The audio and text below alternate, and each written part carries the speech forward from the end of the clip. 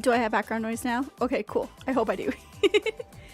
I'm kind of nervous actually. Oh man, I'm really nervous. I was like, oh man, wait, it's 8:06. I should have went on like a minute ago. And then I'm like, oh shit, it's 8:07. Okay, I really gotta go in now. Oh no. Oh no. I'm like red in the face right now so much. Like I feel my face is very, very hot right now. And I'm very nervous, but I hope I'll do a good job today, and I hope you guys can at least learn something and get something out of it, at least a little bit of something out of this. You're here to learn! That's right, you are here to learn today. Yes, you are. You are so ready to learn today. I hope everyone is ready to learn today. Oh man, this is gonna be kind of like a convention style panel now that I realize it. Man, I've done so many convention panels that like the moment I'm like, okay, I have to do a presentation for something. Let's do a convention style. I get a slideshow ready to go. I get like infographics and then I talk like I'm at a con and oh my god, it feels like we really are at a con. Haha. Haha. See, you're not, you see the TwitchCon FOMO? You don't have to be at TwitchCon. You could be right here on my YouTube channel, learning how to be a guest at conventions. Welcome, everyone. Super happy to have everyone here today. Welcome. Today is Saturday, October 21st, 2023. And today, guys, it is super special. I have not done an Idol 101 educational style stream in such a long time. I think the last one I did was more just focused around like general idol culture, which was like maybe a year or two ago. But I decided to turn my Idol 101 series into a more educational thing that I can hopefully help other VTubers and maybe even viewers, like help out their Oshis and everything like that. Because while today, yes, it's going to be mainly for VTubers, I feel like a lot of this information can still be used by viewers and viewers who want to help their Oshi get invited to a local convention in your area. Just like you want Blackpink in your area, yeah, the K-poppies, you should know this, Blackpink in your area, your Oshi in your area, because this information will help get your Oshi to your area. I like lecture style streams. Oh, thank you. I don't do them often because sometimes I go on tangents and sometimes I sound really stupid and I don't know how to explain myself. However, I have come into power recently, and with great power comes great responsibility, and with power as well comes the share of knowledge. I'm a big believer of sharing knowledge when you can and however you can, no matter how like minor, or especially how minor it may be, because major information you should be sharing that. But I love giving advice. I love giving information. While not a lot of people, kind of see me as someone to go to advice for, I would like to become a figure like that one day. Nyaru has power. We're so fucking, it's so over, bros. It's so over. But I also have to be a little bit say so today because I am going to be kind of representing something today. But yes, welcome everyone. Welcome. I don't know how you start. I forgot how you start off stuff like this. I'm really trying to treat this like a convention style panel. So I hope you guys don't mind. But hello everyone. Hello. Welcome to Idol 101, guesting at conventions and events, featuring OffKai Expo, actually. Hello, everyone. I am your host today. My name is Nyaru. I guess I can... Oh, what's the next page, actually? Hold on. What's my next page after this? Okay, I guess I can go to that. But yes, welcome, everyone. Today, guys, like I said, we're going to be going over guessing at conventions, what expectations you should have, how you can apply, how viewers can help out their VTuber, their favorite Oshi, get into conventions, as well as how to prepare any materials, how to apply, and we're just going to go over so much information today, guys. So I hope you have a notebook and a little pen ready to go, or at least like your little notepad on your screen, whatever it may be, because I have a lot I would love to share with you guys today. And of course, with OffKai Expo recently announcing that they have opened their guest submission form for their 2024 year, I thought it would be a great way to not only help out OffKai Expo, which is a convention I have guested at in the past actually, and have worked with. I just thought, it's a good opportunity to spread this kind of knowledge. VTubing, when it comes to conventions, VTubing is still a very new thing that is, not it's still new. It's still fresh in the convention scene. Not a lot of people don't understand how to handle VTubers, nor do most VTubers know how to get started when it comes to wanting to attend these conventions in a more official capacity. It's still very big unknown frontier land that we have to explore. And I am someone that I think can help you. I can help you. I can help everyone today. So before we begin, thank you so much everyone for coming in today. Thank you. I guess I can go into a little bit about myself. Yeah, let's go into a little bit about myself and then we'll officially say hi to everyone. So, wow, here I am. Wow, little information graphic. Wow. So hello everyone. My name is Nyaru. Nice to meet you. I am part of Shirayuri Productions, which is a VTuber agency, hybrid VTuber agency that I'm a part of, so please feel free to check it out. I am forever 18, and my fun fact for today as an icebreaker is I own a Shiba Inu. I have the little Doge. But of course, a little bit more about me. I've been an idol VTuber for about 3 years.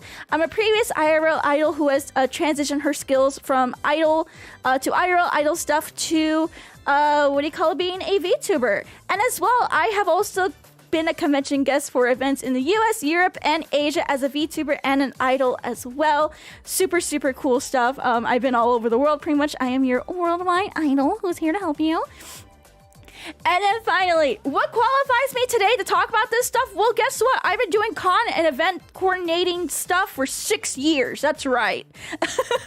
My specialty in events coordination is really music and performance-based events. So imagine like I'm helping like someone organize like a music festival, or getting a performer to go up on stage, or having like the knowledge to deal with like performers and have knowledge for like the music sort of side of things for conventions. So that's kind of like my specialty.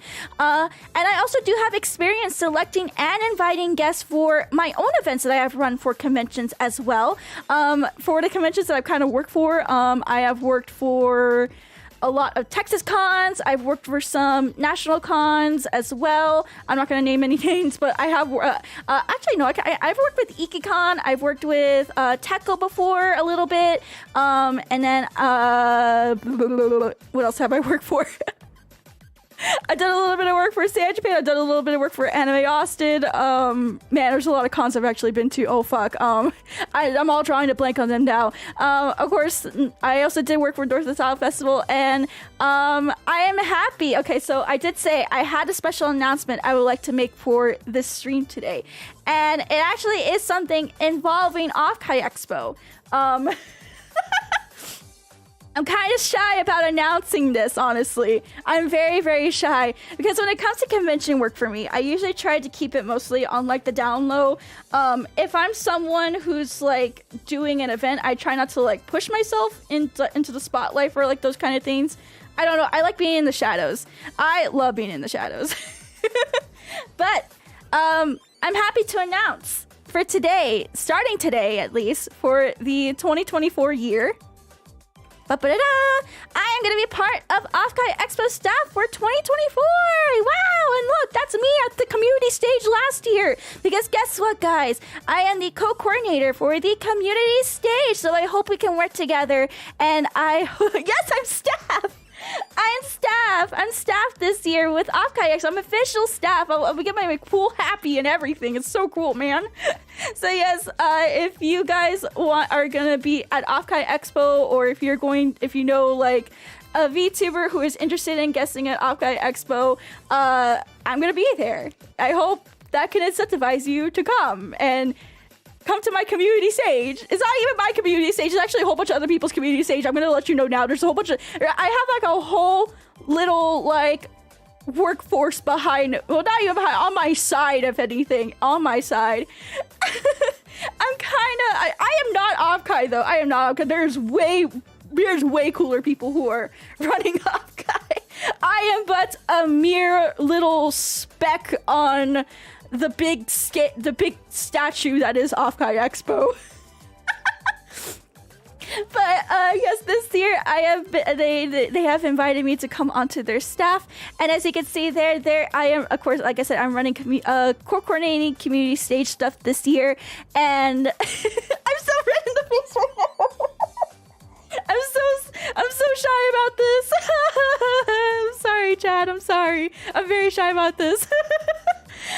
But I'm hoping with my 6 years of con experience and all the things I have witnessed and have experienced myself as a guest, I can help OffKai Expo community stage be the best it can be this year.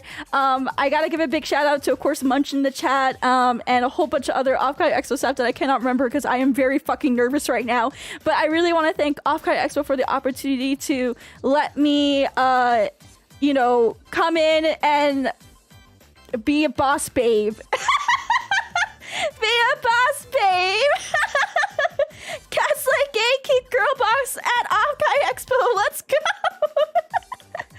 And of course, if you are interested in working with me, actually, if you want to work with me, OffKai Expo is always looking for additional staff and for volunteers as well for this year. So if you guys want, please be sure to visit offkaiexpo.com to see and get notified on Twitter as well. Follow them on Twitter to get notified when all of those things will be available for you to sign up on. If it's one thing I like to tell people is if you want to see if you want to see a difference in the convention, it all starts with chat. Chat. My regulars we said this before. If you want to make a difference, it all starts with.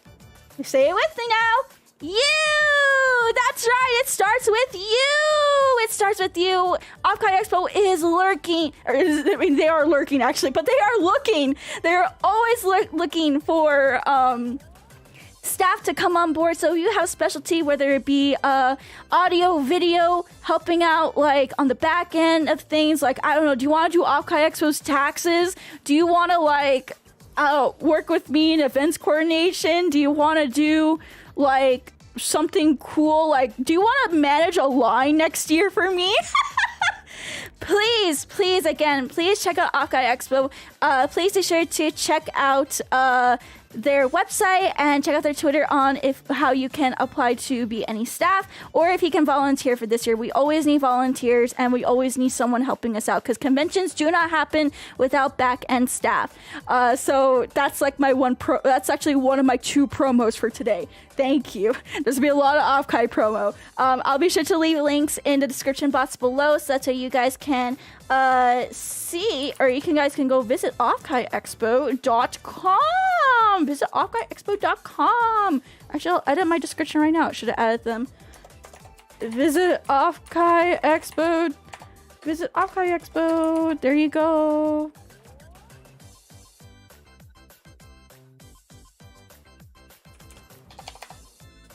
Adding it to my description now, chat, so you guys can go like check it out. Yeah. And of course, if you're wondering what the fuck is OffKai Expo, why the fuck do I care? Well, guess what? Are you a VTuber? Do you love VTubers? Guess what? There is a convention out there for you. That is right. OffKai Expo is the VTuber convention, the only VTuber convention held here in the United States of America. Eagle noises, gun noises, and bombs and stuff. If you want to see your Oshi from any place in the world come together in one place in Berlin Games, San Francisco, right outside SFO, come on over. Gen 3 will be happening this coming 2024, May 31st through June 2nd, 2024 at the High-End Racing in Burlingame, California. Yeah. I can't second if I gotta work myself into the ground.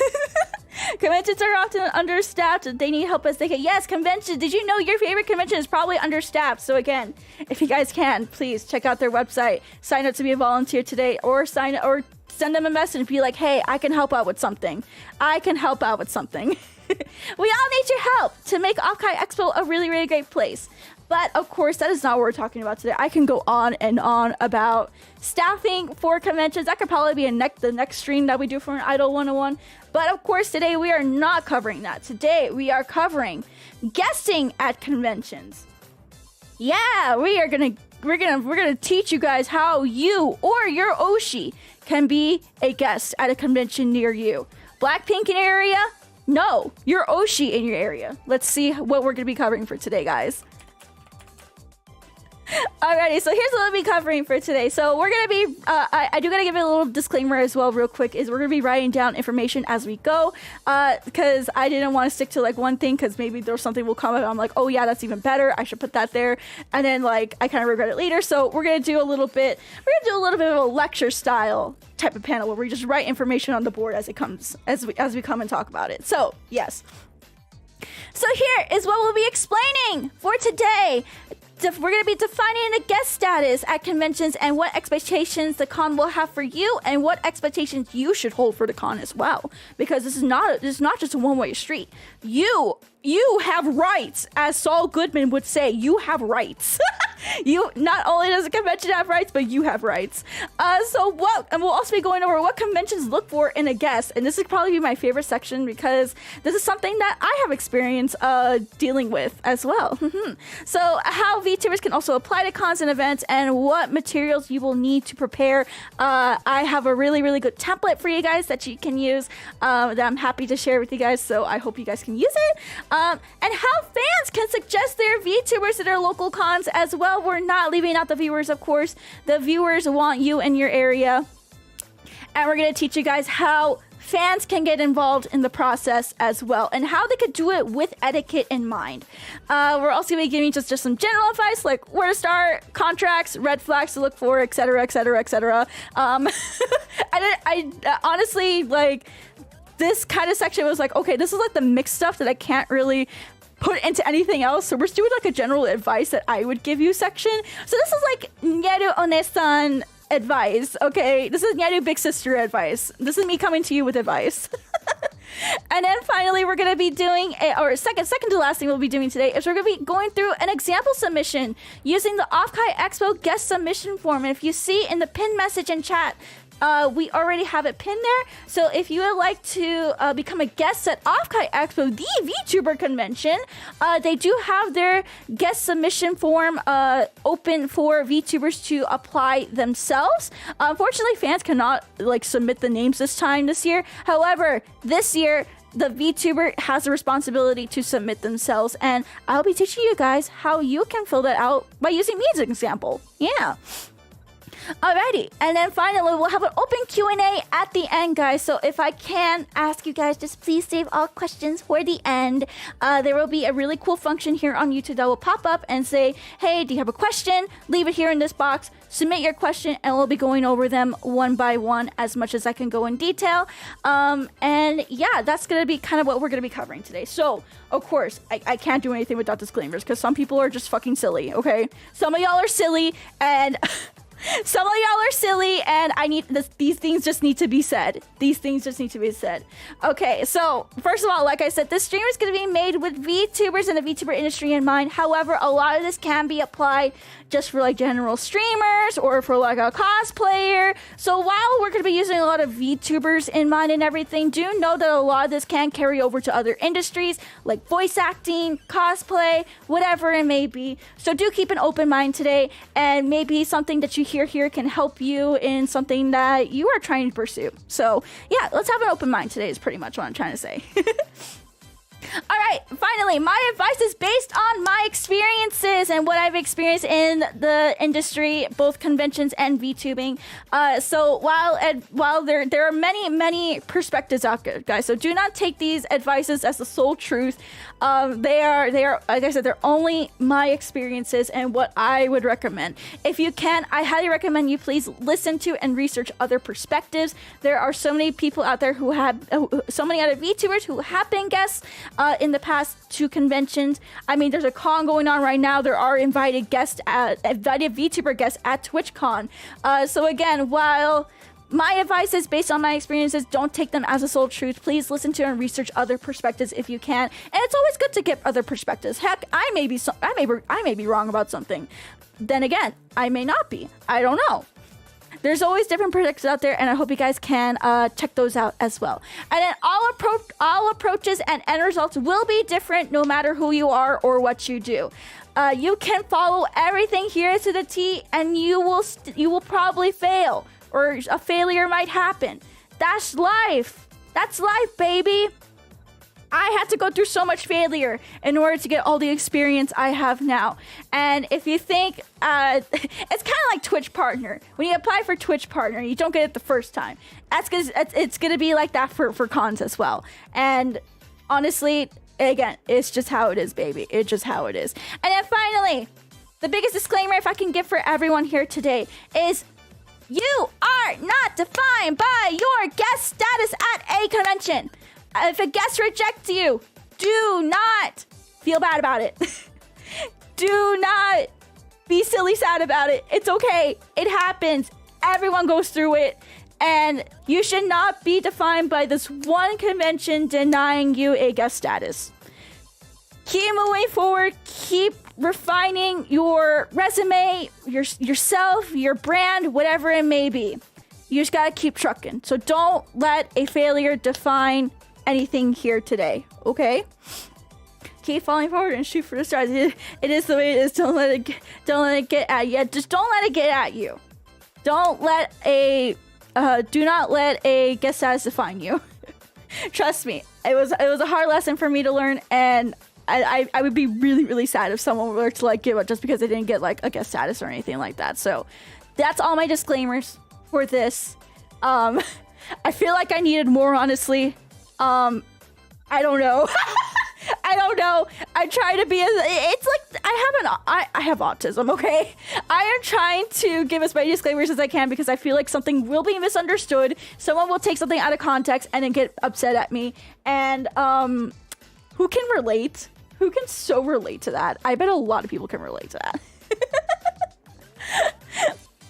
Alrighty, so without further ado, I think we could go ahead and get into our main thing for today. Thank you for listening so far. I hope everyone will have a educational time here.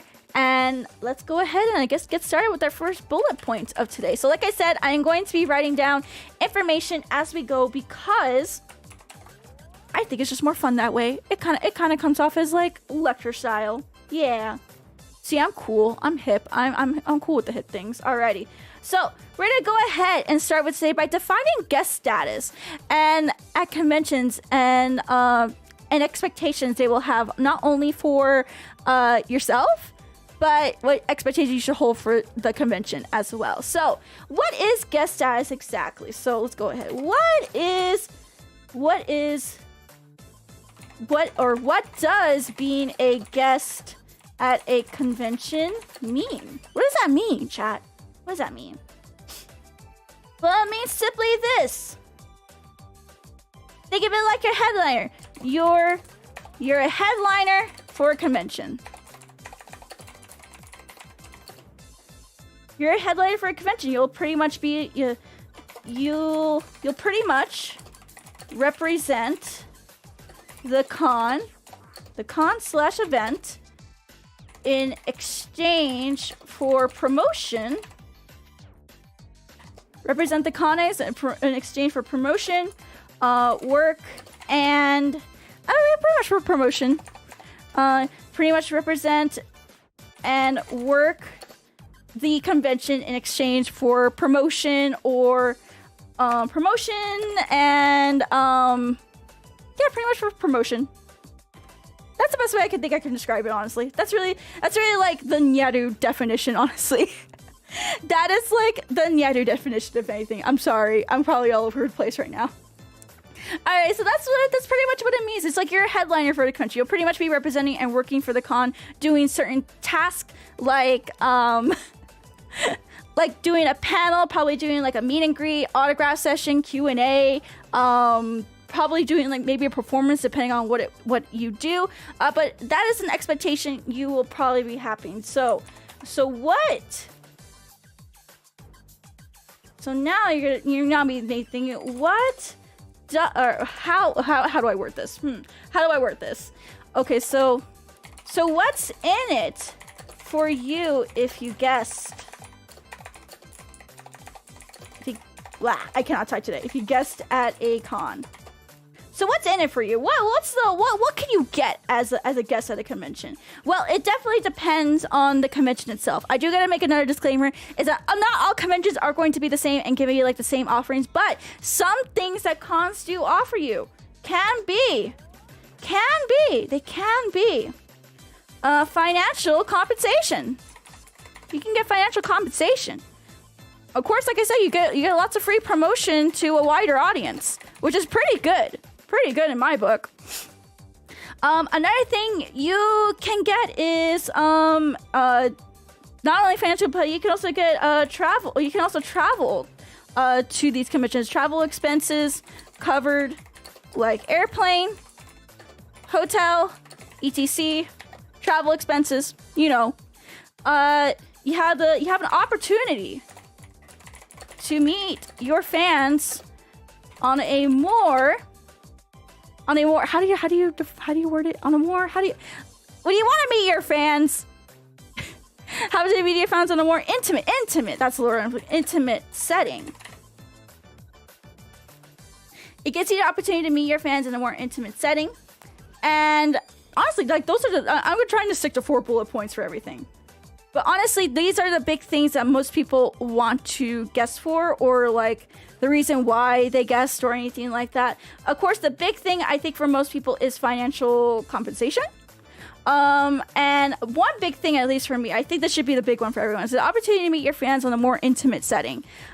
Because, for example, we're all VTubers. We stream to like hundreds, if not like thousands of people, like every day, every month, every year.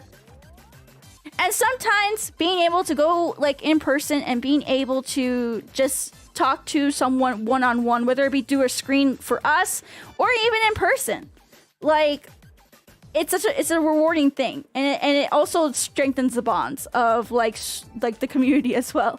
So there's so many in it for you. There's so much in it for you. So now that we have that out of the way,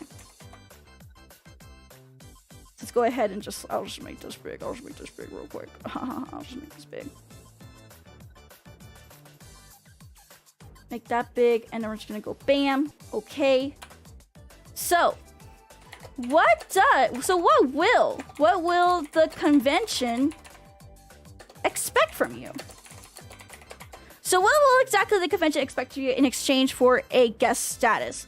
Well, they're going to want you to do probably a whole bunch of things. It's not, again, all conventions are going to be different, but the main general consensus of what the convention will want you to do for them is, of course, promote their convention to your audience.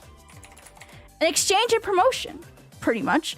And in exchange for you promoting them to your audience, of course, they'll promote you to their general audience as well. Another thing that they will expect from you to do is some type of work. You're gonna have to work.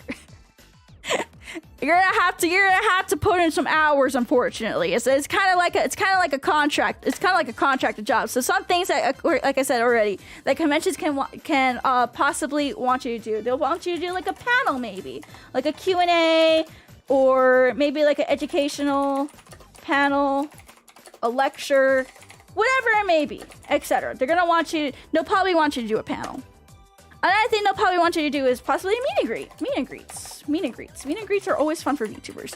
Meet and greets are always, especially like we have the advantage as a VTuber just to be behind the screen and everything, which is super, super cool. Panel, meet and greets. Let me think. What else would they want you to do? They'll probably want you to, let me think. Okay, if it was me. Sorry, I'm running a blank here. Would I be doing it for free? Absolutely not. Like I said earlier, financial compensation is possibly in the mix for you, but of course, each convention is different. Everyone's situations are different. We'll be getting more into that kind of stuff here in a bit. Panel, meet and greets. Well, I think honestly, no, those are really, performance. That's what else I was looking for. Performances. If that's in your brand. Performances, if that's in your brand. And not usually, usually it's just, most of the time it's these two. most of the time is these two. If you're for example, in the VTuber panels and meet and greets, usually those are going to be the two biggest things that they're going to look for in VTubers. And since we're able, like I said, to be virtual and everything, these are just easy knockout things. However, depending on how you brand yourself, or like, for example, you're a V-singer, performances may be on the docket for you on what the con may expect of you. So keep that in mind. Keep that in mind. And then finally, the convention is going to possibly either they're definitely going to want to have like a whole bunch of how do you work this? Actually, no, I'll leave it for a different section. Okay, but yeah, these are going to be kind of like the general sum of like what a convention is going to want to expect from you, pretty much. So now, what will you expect from the convention? Let's go ahead and copy and paste that. What should I expect from the convention? Of course, just like we said earlier, some sort of cross promotion. They should be able to promote you. Cross promotion as a official guest. Cross promotion. Have them promote you, please. Otherwise, why are you there?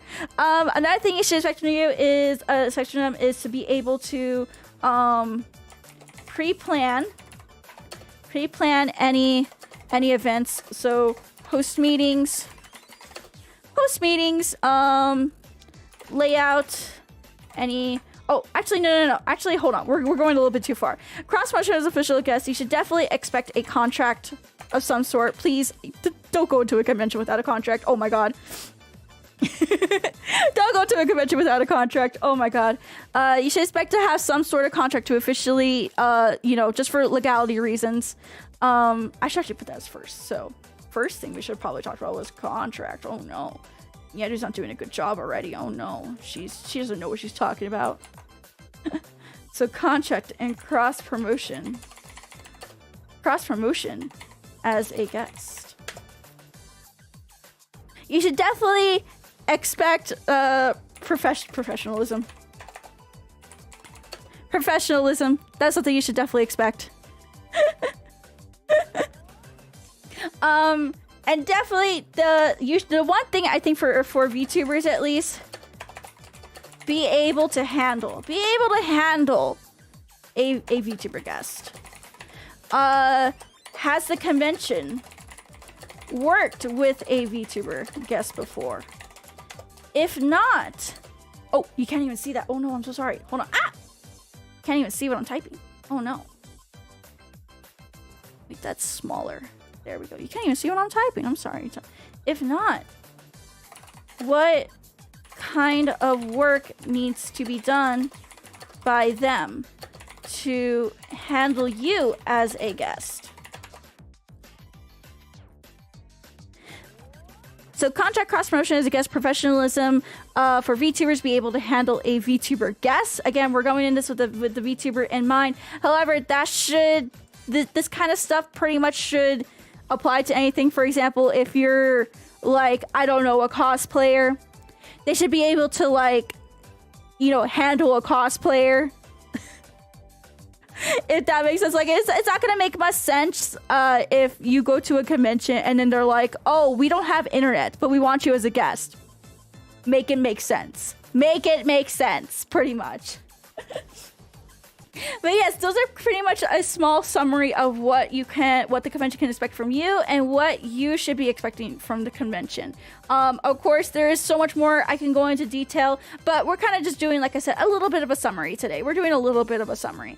Of course, like I said, not all conventions are going to be the same and have the same expectations from you, or they may not meet the same expectations that I would recommend to you. It really is a case-by-case basis. So I hope you guys can understand that. Alrighty. So yeah, to review this little section real quick. So again, what is a guest? What does being a guest at a convention mean? You're pretty much like a headliner for the convention, and you will represent and work for the con in exchange for some kind of promotion or some kind of financial compensation, whatever. In exchange for see below. Yeah, we'll just put see below. We'll just put see below. In exchange for see below. So what's in it for you as a guest? So in exchange for you representing the convention, working for the convention, doing the meet and greets, doing a panel, doing a performance, whatever it may be, you can negotiate either financial compensation, you can, of course, you're gonna have promotion to a wider audience.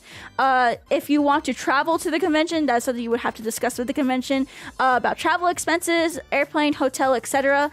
Opportunity, and of course, the biggest one I think for it, which I think this should be for everyone. This should be like your biggest thing, is the opportunity to meet your fans in a more intimate setting, because conventions can allow you to just focus on what's in front of you, versus like a stream where you're just focusing on chat, if that makes sense. Alrighty. And then, of course, expectations. What will the convention expect from you? They will expect you to promote their convention to your audience. Because, I mean, if you're a VTuber and you have a pretty sizable audience, the reason why they invite you in the first place is to, you know, bring in, of course, like, ticket sales to them. They're gonna want you to bring your audience pretty much to the con. Of course, they're gonna also expect some type of work. Panel, meet and greet, autograph, performance, whatever it may be. Whatever it may be. I should actually put meet and greet / autographs. And then, what should I expect from the convention? You should definitely expect a contract. If I could give any single piece of advice today, is if you do any sort of guest work, please be sure to have a contract. This is very important. I'm actually going to highlight this. I'm going to underline this. You need a fucking contract. Cross promotion, of course, as a guest, you'll be put on like promotional materials. You'll be put in like their guest handbook. You'll be put on like a schedule. You'll just be promoted to a very wide general audience. And it's super like good for you. Of course, professionalism. If the con is not going to be professional towards you, I mean, it's not really worth it, but you should definitely expect your convention, whoever you work with, to be professional on some sort of level. I have worked in the past with conventions who actually are fans of me, but they learn to separate, you know, being a fan from, you know, the professional work. And if that separation, for example, cannot happen, you know, there may be some questionability in professional, but you should definitely expect the convention to be professional. And then for VTubers especially, they should be able to handle a VTuber guest. Again, it's not going to make sense if they don't have working, functioning internet in order to handle a VTuber guest. Make it make sense, again. If not, so of course you need to ask them if have they worked with a VTuber guest before. If not, what kind of work needs to be done by them to handle you as a guest? Everyone's needs are so different when it comes to a convention. For myself, okay, so I'm gonna give you guys an example. For myself, I personally do not. I do ask for a little bit of financial compensation. However, for myself, I mostly, you know, the one thing I just expect them is to just be able to handle the tech aspect of a VTuber. That's really the most I ask for conventions. Is like, if you can handle me as a guest, I'll go anywhere. If you don't mind me being my big VTuber self, and you have the infrastructure within the convention center or the event, wherever you're taking place, if you have the resources in order to host me, I'm happy to be there. So yeah, those are the things you should be expecting. Alrighty. I hope I covered everything. Oh god, I'm so nervous. I'm sorry. I feel like my nerves are taking over me today. I feel like my nerves are very much taking over me today. So again, I want to apologize. I want to apologize so much, but I'm doing my best. Okay, so what does a convention look for in guests specifically? I think this is gonna be a big ticket item. It's a big ticket item for a lot of people that are here today. So I'm gonna go ahead and make this just a little bit bigger, because I feel like we're gonna cover a lot of points. I feel like this is the main reason why we're here today, why a lot of people are here. Let's go ahead and bullet it out. So, so let's say, okay, you want to be a guest at a or not even at a VTuber, just at a convention in general, just at an event. My big question to you, this is gonna be the main question you're gonna pretty much base everything around, is, what makes me stand out? What, actually, we're gonna do, ask yourself this question. What makes me stand out? Stand out among the crowd. Pretty much, saying as a translation to what makes me unique enough to become a guest? So, what exactly does that mean? Exactly. So, of course, like I said, ask yourself, what makes me stand out among the crowd? In translation, what makes me unique enough to become a guest? You gotta think about your brand. Think about your brand. Is it a general brand that, you know, that is done by other VTubers versus something unique that makes me stand out?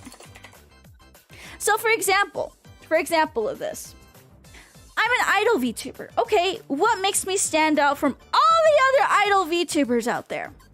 What makes me stand out is that I have experience with conventions. I know what it's like to work with conventions. I understand like the inner working of it. Another thing that makes me stand out, I'm in an agency. Of course, if you're in an agency, you're gonna stand out pretty like a sore thumb. I'm sorry to say. As well, I can provide things like lecture type of panels. I can do panels about idol culture. I can talk about VTubing culture. I can talk about streaming, troubleshooting streaming, what it's how to do like short recordings for like a cover, how to dub over things. Like, you gotta think about what makes you specifically stand out. What is the reason, like, I am not just a regular convention attendee versus, you know, a guest, you know? So you gotta think about what makes you stand out, pretty much. What makes you unique? For example, I think like a good example of this is talk show VTubers. There's so many talk shows out there, but what makes you specifically stand out from all the other talk show VTubers? What is this one thing that makes you unique out of all of them? And I know it's gonna be hard for a lot of us to like think about, like, especially someone like me who does a lot of self-deprecation and thinks like, oh, I don't know what makes me stand out. I'm like, I'm just a silly little girl, being in a silly little world, and I don't know what makes me stand out. Think about something like a niche. Like, what are you into? What's a niche that you're into? You can start there. Like, let's say you're into, let's think. I'm coming up with D&D right now. Okay, I'm really into D&D, and I'm like, I don't know, something based around like D&D. What can I so we're gonna go here now. What can I bring to the convention? So this goes into our next point. What can I bring to the convention? What unique thing can you bring to the convention? Can you do like a lecture panel? Can you do a lecture panel? Can you lecture panel about something you're passionate about?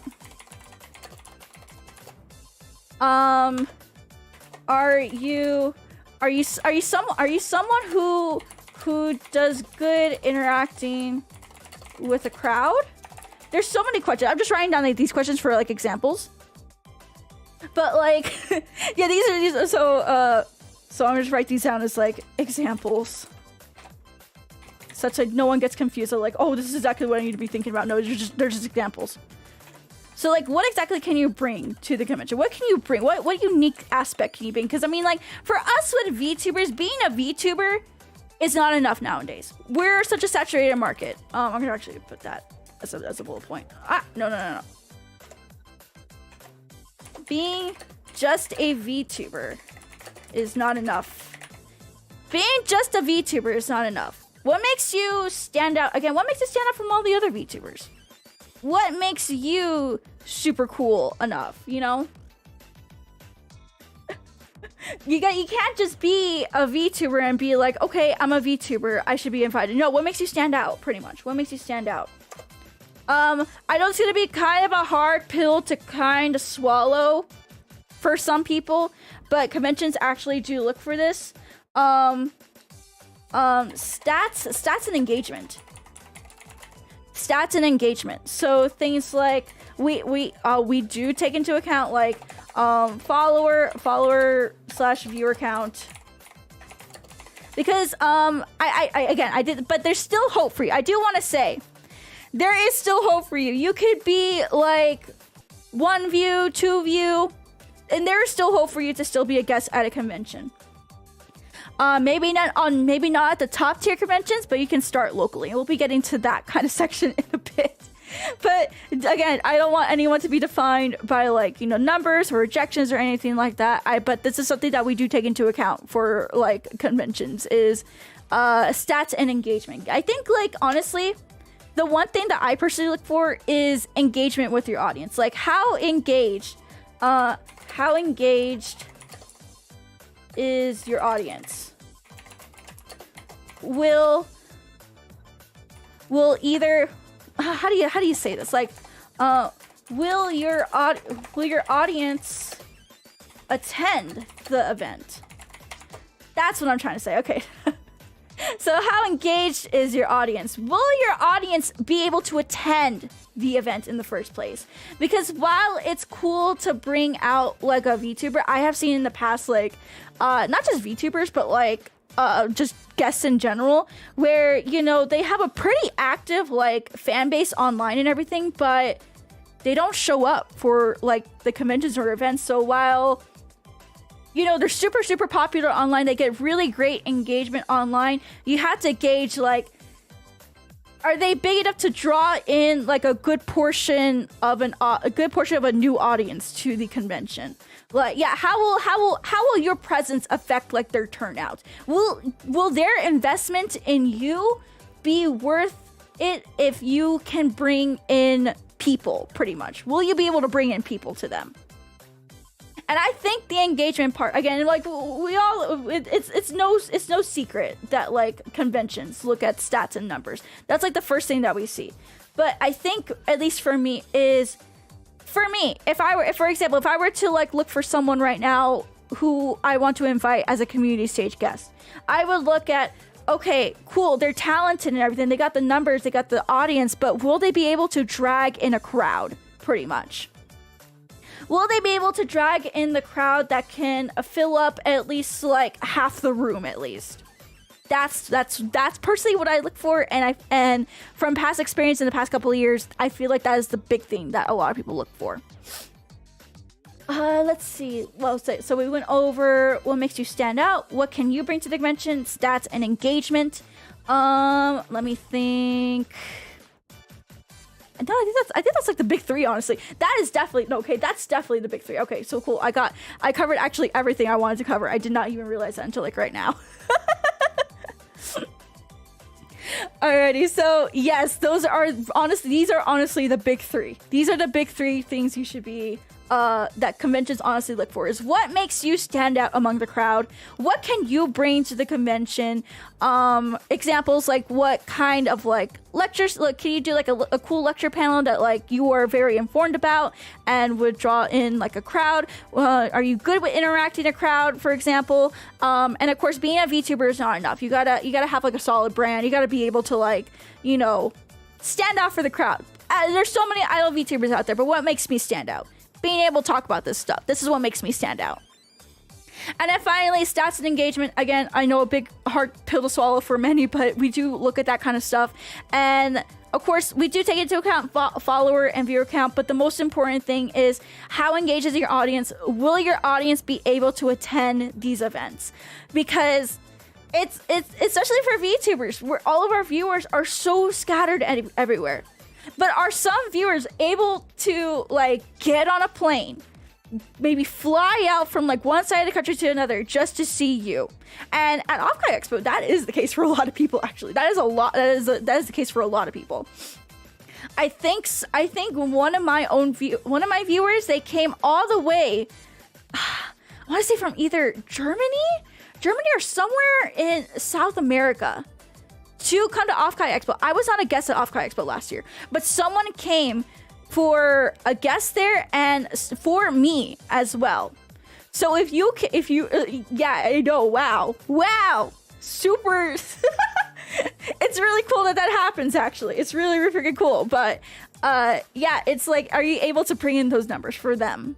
not only are you able to have the numbers, but are you able to bring in those numbers for them, pretty much. So those are the big 3 ticket items that they are looking for. I'm gonna go ahead and just highlight these because my autism will not let me go on until I highlight things because I am very silly. I am very silly.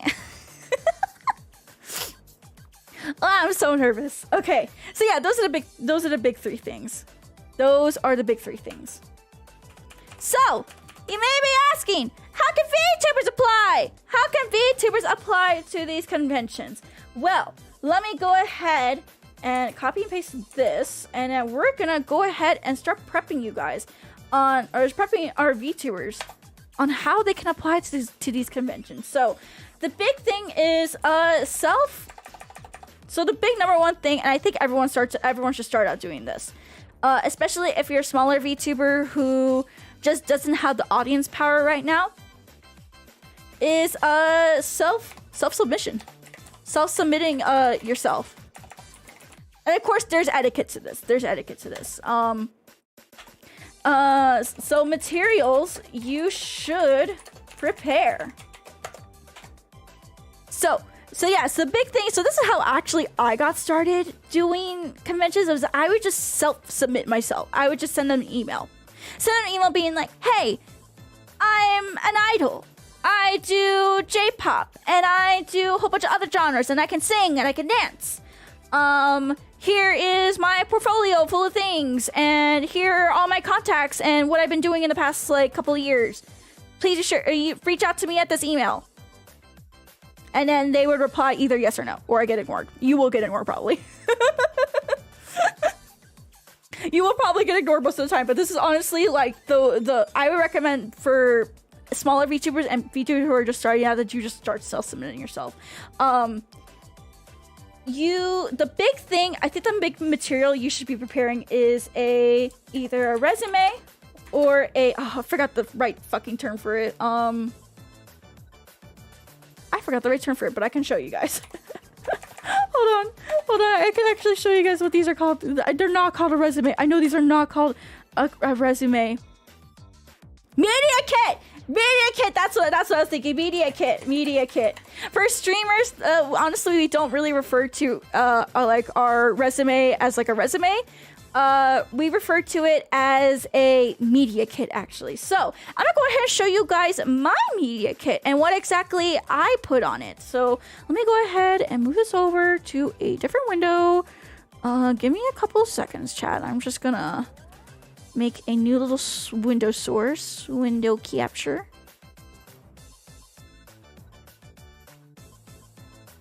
Is that my window capture 2? Okay. Thank you so much. I forgot to turn off notifications. I forgot to turn off notification, but I hope you guys don't mind that.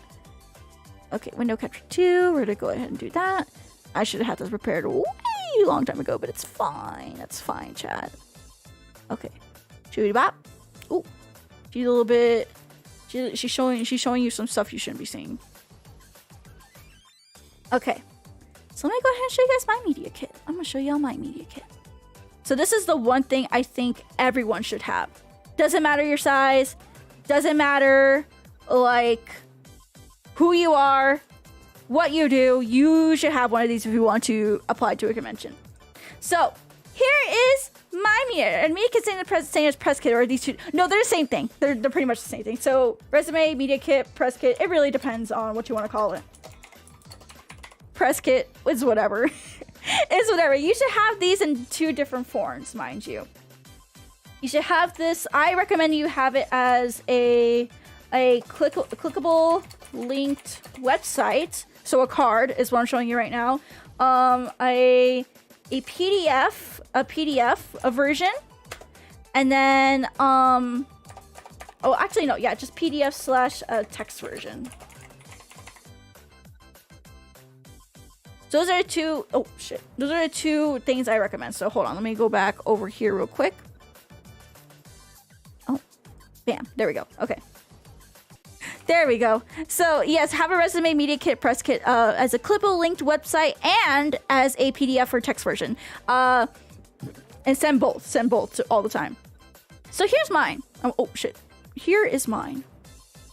Bam. Okay, so let's go ahead and go over it for you guys. I know this is kind of old. I'm gonna let you all know these are very old. So I haven't updated mine. That's one thing too. You have to keep this constantly updated. You always have to keep this constantly updated. But here's how mine looks. And feel free to follow this. I have this available on my card page. As you can see, I have it here as a link. Here's my card. Yay, has my logo and my thing. It has all my links and everything. And then bam, takes you straight to the media kit. I highly recommend. This is like the best way. Okay, so it has, so this is actually one thing I don't recommend. Don't put anything in a language that is not understood by the convention themselves. Mostly because they're gonna be like, what the fuck is that? So don't do what I did here. Don't do what I did here. But at least I put my story and mission statement. I put an image of myself right here as well. I'm gonna go ahead and turn my cursor capture. There we go. Here we go. Now you guys can see what I'm showing at. Okay, so yeah, don't do this though. I'm just gonna say that now. I don't know why I have that there. Too weeaboo. Yeah, too weeaboo. So of course, the first thing you see here is just a general introduction on who I am. Here's an image of me from my agency. This is official art from my agency. I have a list under here, idol and variety VTuber. And then my story and mission statement. It says, Nyaru is the eternal shooting star idol VTuber running towards her bright dream. After failing to become an idol in real life, she has decided to continue shining bright on a virtual stage. Now as a variety streamer under Shirayuri Productions, she still has the passion to find success and improve to the world. No matter route to the world, she can be a successful idol, no matter what dimension she presents herself in. So this pretty much just sums up like who I am as a person, like what makes me stand out from everyone else.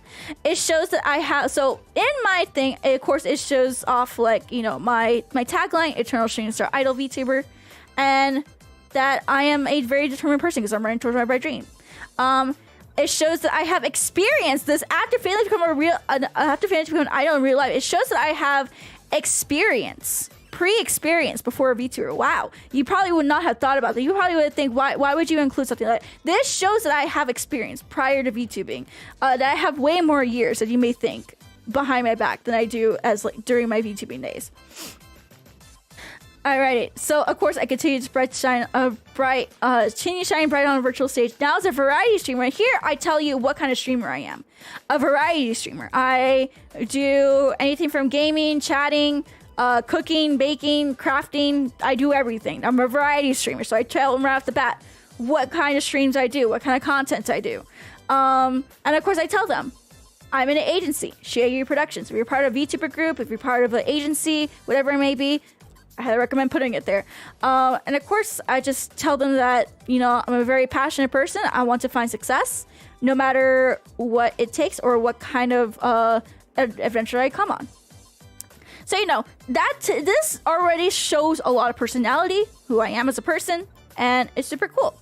This is going to be the first thing that they see. This is going to be the first thing that they read. It's kind of like the hook. Think about it like when you were in writing class. And when you had to write a persuasive essay, you had to have the hook in the first paragraph. This is pretty much your hook, your first paragraph you have in your persuasive essay. Treat your media kit as a persuasive essay, if anything.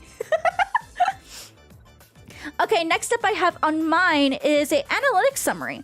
So again, like I said, this is super out of date, but I highly recommend having these. So for me, I put my followers on Twitch, followers on YouTube, my Twitch partner status since November 2020, YouTube partner status is YouTube partner status. I also put that I have 120 CCV per stream. I actually do put this. I highly recommend you do this because this actually shows a lot of information to the convention. That 94% of my audience is male. And since most convention goers are honestly male, this is a very good green flag for them. I know, males. Okay, and then another thing I do is 99% of my audience is over the age of 18. So you know what? So these two things tell you, right? So these two things, at least, for if a convention was looking at this, it would tell me that, okay, Shirayuri meets our majority demographic for like our event, and most conventions are already targeting people over the age of 18, people who can spend money, who can buy the badge, who can go to the convention, get a hotel, you know, all that type of stuff. The fact that this is actually really, this right here, honestly, is very impressive for cons. The higher your age of like your audience is, the more impressive it is, because that means dollar signs to them pretty much. And then finally, 50% of my audience is in the United States, which is honestly not that good. This is not a good statistics. If you're going to a con in the United States, or you want to guest at a con in the United States, you want to be sure this number is high. For me, this is not high. This is kind of scary.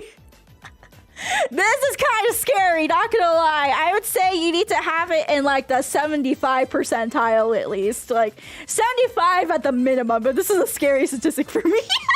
Why I include it in here is because I personally include this in here because I want to show that I also have an international audience, and I do apply myself to conventions to Europe and Asia and a whole bunch of other places around the world. So for me, this makes sense. But if you want to if you want to apply to just like places here in the United States or anywhere else, yeah, you need to have this in like 75%. I'll be real with you. But otherwise, these two things are probably the most impressive out of my thing. So do include like these percentages. These do give you a little bit more leverage. It gives them an insight on like what your audience is like and if your audience is suitable for the convention. Okay, next thing I put up on here is brands and sponsorships. Having experience that you have worked with people in the past in general is already such a big green flag. For example, I worked with HelloFresh. I did a sponsorship for them. American Heart Association. American Heart Association Gamers Outreach. I do events for them every single year. I do a charity. Those are my two charities that I go to every year. Wonders AI. If you were at OffKai Expo last year, Wonders AI had the community stage, and I did work with them. I am also on their app, so that means I collaborated with them to provide materials. So that way, they could put me on their app. I could be on their community stage things at OffKai Expo last year. Virtual Market is a VCAT event a VR chat virtual 3D event that I do every 4 months at this point. I have a lot of experience doing this. So this is also like a virtual convention as well, Virtual Market. I highly recommend checking them out. But yeah, that's part of my convention experience. And then Oshi, which is my merch provider, I collab with them to produce my merch. So as you can see, you know what this tells me, chat? This off the bat shows me you have sponsorship. You were able to get a sponsorship. That's cool. You do charity. That is super amazing. You work with technology. These two. You work with technology. That's cool. You are able to produce your own merch. That's also cool. Yes, Wonderful Standard is still available. Please go check her out. Thank you. So this off the bat tells so much. Services is the next section that I put up on here. So this is pretty much telling them what I can offer to them as an event. So I can do online and offline collaboration, including hosting, live performances, etc. So that off the bat tells them, oh, maybe we can have her as like a host for like, I don't know, the cosplay contest, or she could do like a performance from like as a VTuber. Okay, cool. Giveaway, and I could do it in both online and offline. So that means I can go to I can be at the comfort of my home. They don't have to spend that much money and to bring me there. And I'm a cheap guest for them, and I still do lots of cool stuff, and they give me the promotion, and I do their promotion, etc., etc. Or I can go in person if they really see me as a benefit to be there in person, showing that I have both options available for both online and offline collaboration, whatever it may be in their terms, shows that I'm a flexible person. Giveaways and special events, including sponsored items, charity events, etc., etc. So for me, honestly, I shouldn't have put charity twice, but it's good to reiterate it because it's an example. But I can do, so this shows me that I can do like a badge giveaway for them. I can do like a special sponsored stream where I can promote the convention or something like that. Showing that you're able to do like something more than what they're probably expecting. Again, it's really, really good. Informational lectures and panels. Look, I'm doing one right now. Japanese idol culture, VTuber culture, and more. Wow, I can do lecture panels. I'm putting this on my resume, actually. This is something I'm going to do. Just Idol 101 educational lectures and panels. I can do that. This is a good example of it. And then product reviews and shoutouts conducted through sponsored live streams or social media. So I can give a shout out to the convention. I can review the convention through like, I don't know, like a fucking vlog or something. I can do shoutouts for them. So again, the services part is pretty much going to be telling them what you can offer to them as you, what you can do for them. And of course, when they reach out to you, they're probably going to ask you like more specific things, like if you can do this or this. Of course, say yes or no when you're comfy. You don't have to say yes to everything. You don't have to say no to everything. And then finally, this is my big one. So once you start actually getting like doing conventions and everything like that, you're gonna want to build up your like what events you have done in the past. I actually have to update this. I have to update this, but for example, these are all the events that I have done in the past as a VTuber.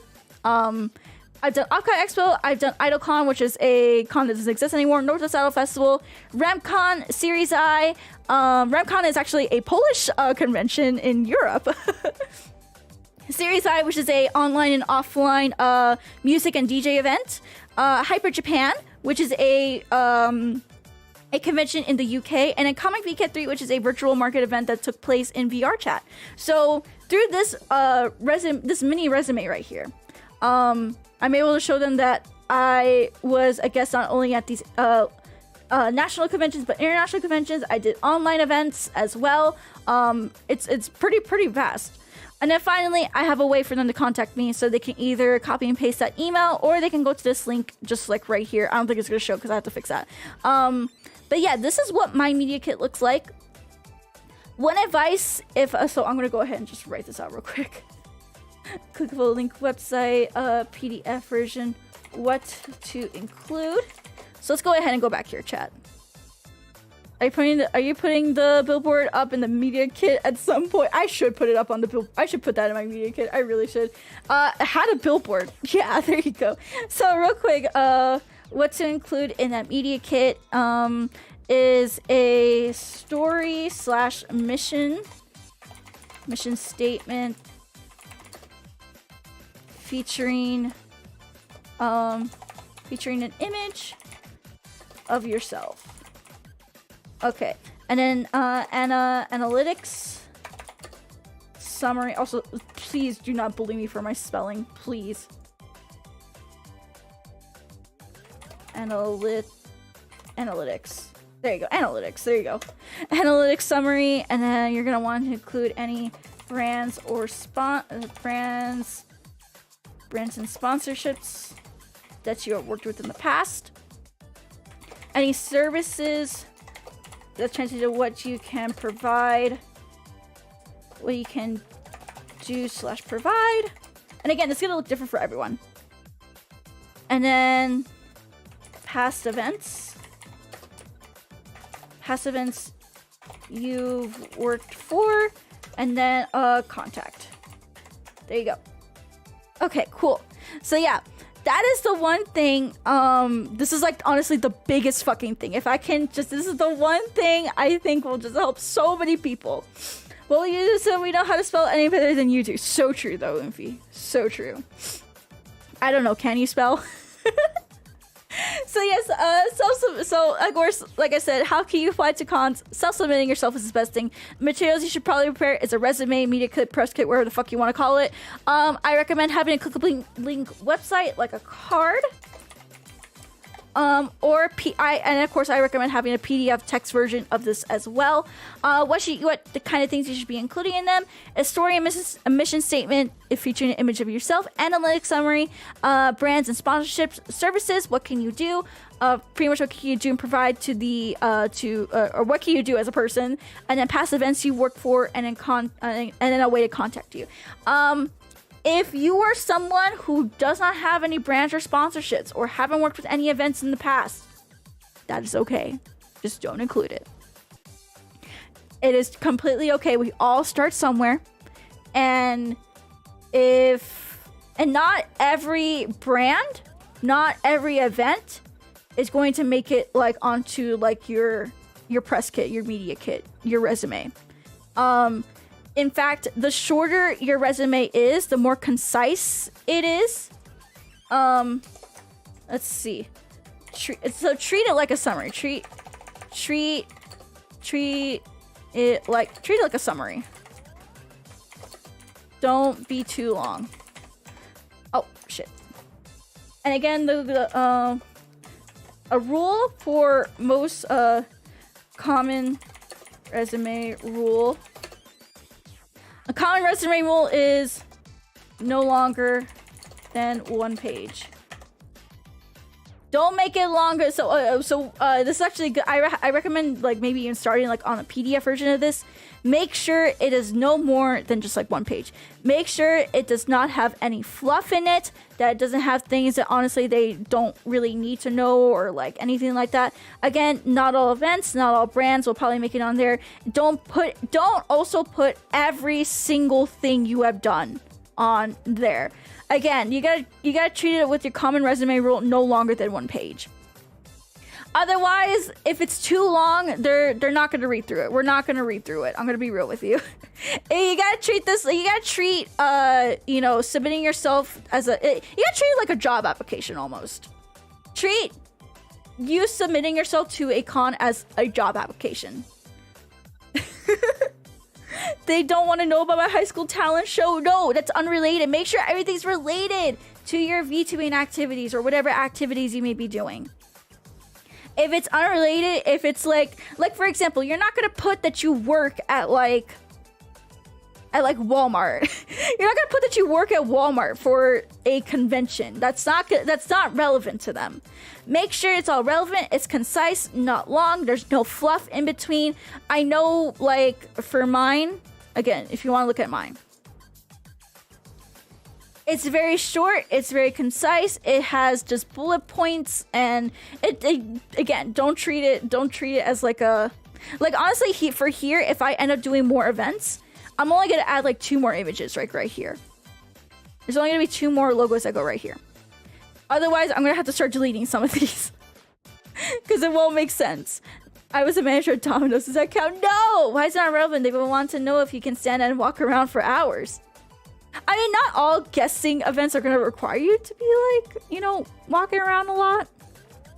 But it really is irrelevant. Like, don't put that you like your outside job as part of your presentation for a convention. It doesn't make sense. So yeah, this is like the big thing. Like, it doesn't even matter if you're self-submitting yourself or you're not. Like, just have one of these. Please have a media kit. Please, I'm begging you. Okay, so yeah, that's the big thing that's one of the major things, honestly, that you should have. Another thing you should prepare for yourself if you want to self-submit is like, I guess, like, I don't know how to describe it, like an email template. Have an email template that you can send out to cons en masse, because like but also have it in a way where you can just, like, you know, how do I say this, like you know, like those little what do you call them, like the little activity books that have like the sentences in them and you have to like complete the words. Like you have to complete the sentence and you gotta like insert your own words. Like you gotta put like an adjective here or like a ad lib. Yeah, treat it like an ad lib. That's like yeah. You gotta treat it like an ad lib. Treat it like an ad lib. Have an email template that's treated like an ad lib. Like that, yeah, like Mad Libs, like ad libs. This is something I personally did. It could just be like, so we can actually make a little template right now. We can make a template right here, right now. So let's make a new one. Let's go ahead and do that. We'll just go ahead and go booty pop and then yeah, like that. Okay, cool. So then email template. Let's make an email template, chat. We will make an email template right now. So this is how I worded mine as I was doing. Imagine putting a Ken lift over 40 pants can stand for 1 hour, Ken been down. It's not like an actual job application though, but you gotta treat it like one, if that makes sense. Okay. Anyways, you guys are being silly. Don't make me go off topic, chat. Please, I'm begging. I am quite literally begging. Okay. Okay, so So if I remember my correct, because I don't really handle like my guessing stuff anymore, honestly. I have my agency do it for me, which is like a blessing in disguise if you have like an agency. But if this was me doing events, I would probably see something like this. It'd be like, hello, my name is Nyaru, and I'm a VTuber under the VTuber agency. I know it sounds redundant, but don't trust me. Shirayuri Productions. I'm reaching out to discuss a potential opportunity to guest at your convention.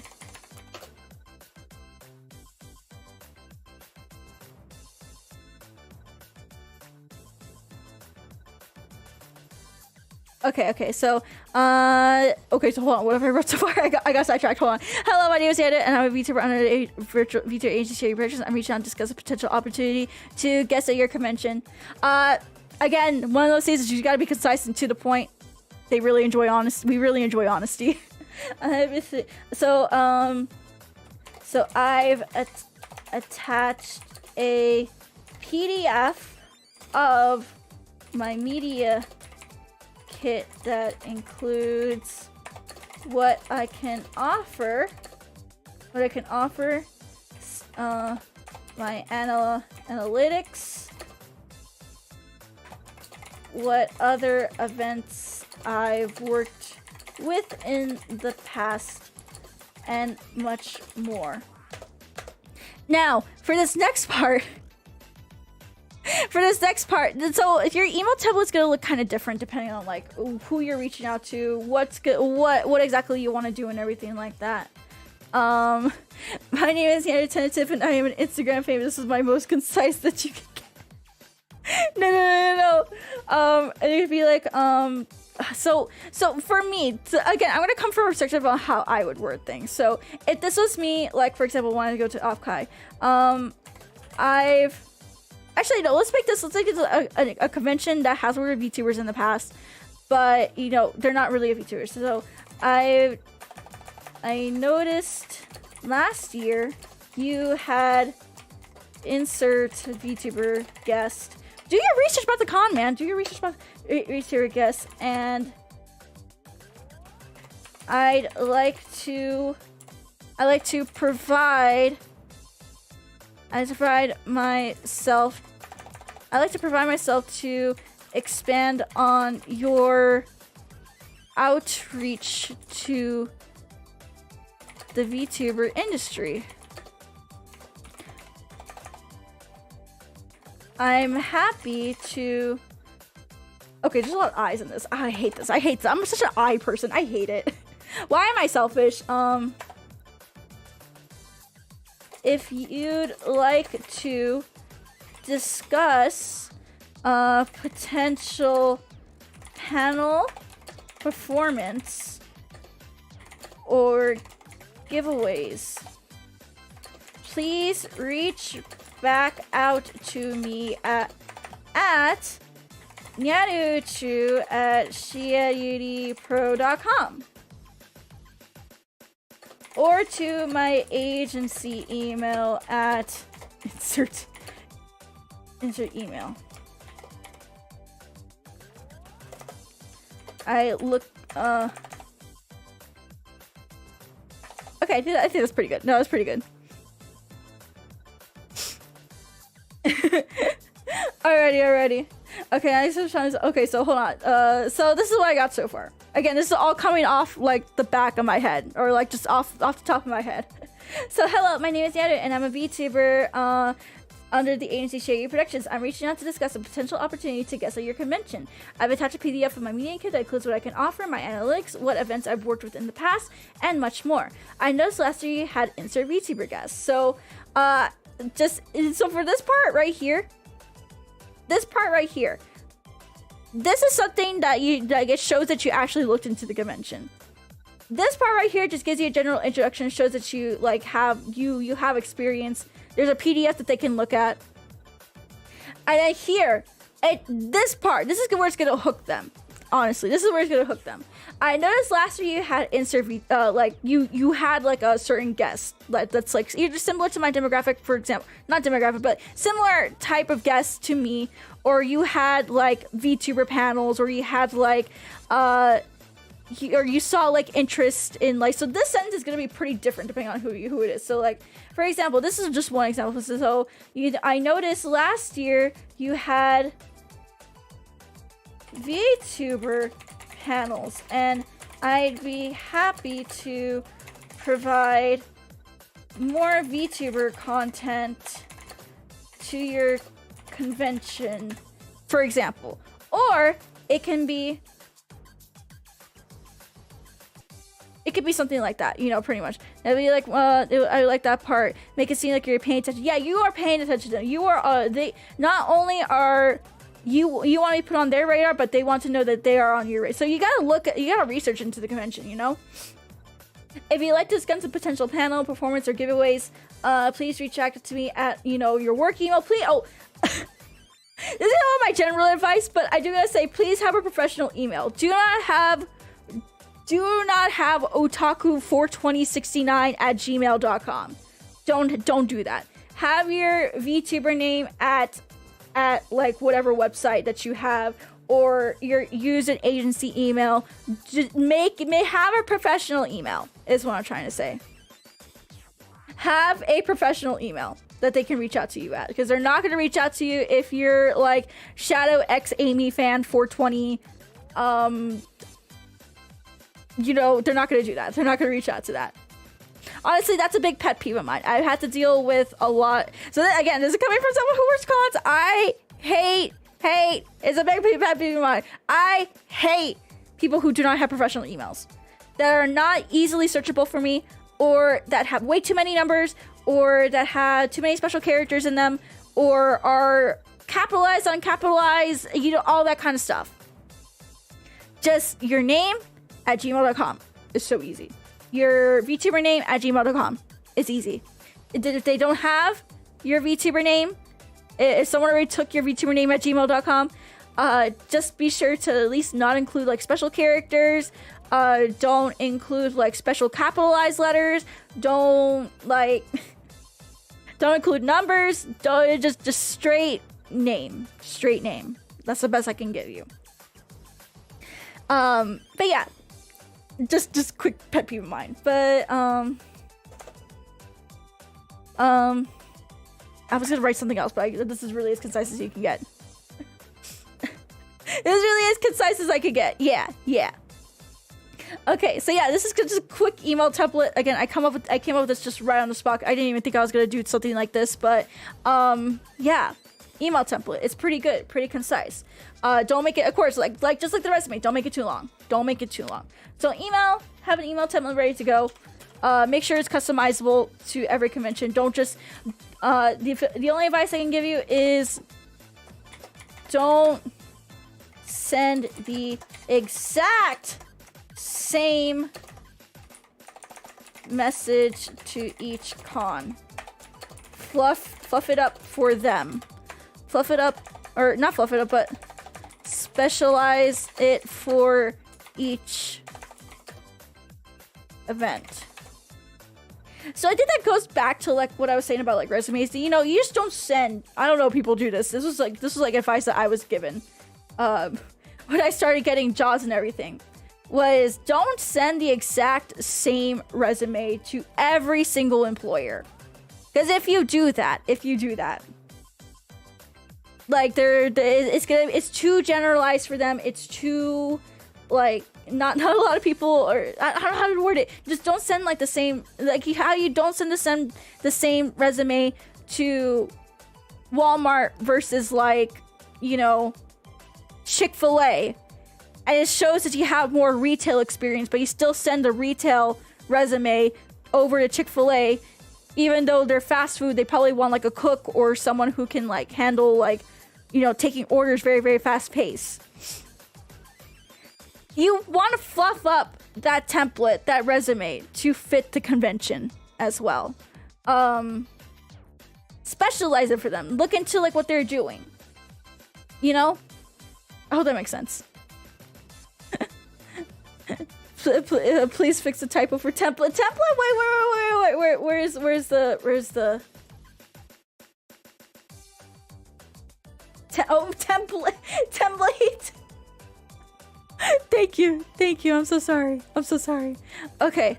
So yeah, there you go. So how can you play it? So this is the big one, honestly. Self-submitting yourself. This is how I got started. Have these 2 materials just ready to fucking go. Resume, media, press kit, clickable linked website, a card, and a PDF version. What to include: your story, mission statement, energy up, analytic summaries, brand sponsorship services, what can you provide, past events you work for, and contact.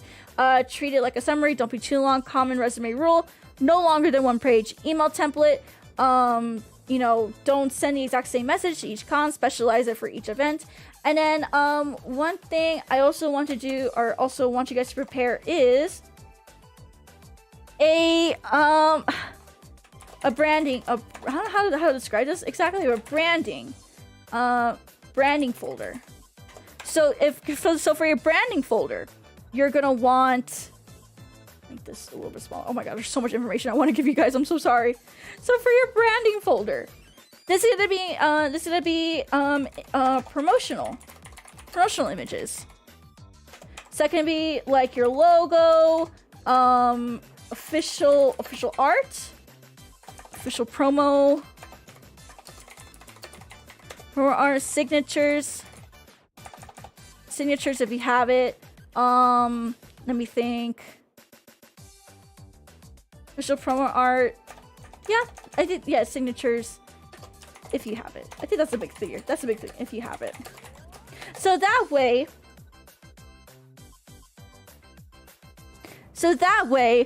you have like this branding, folder just ready to go. So that's why you don't have to go back and forth being like, okay, like we need like a logo, or we need like you know, an art or something like that. So that's when they reach you back out to you, say, hey, we're interested in having you. Let's do a meeting, and can you prepare like these materials for us? So you'll probably want your promotional images, your logo, official promo art, signatures. You have it all ready to go. Send in one big zipped up folder for them just to have. These are the big 3 things that I want you to have in your branding folder. Again, logo, official promo art, official full body. Actually, I'm gonna put this full body promo art, and it can be like your VTuber model art, or stylized art. Just really big emphasis on the full body. Really big emphasis on the full body. And it must be high quality PNG, high quality transparent PNG. High quality transparent PNG.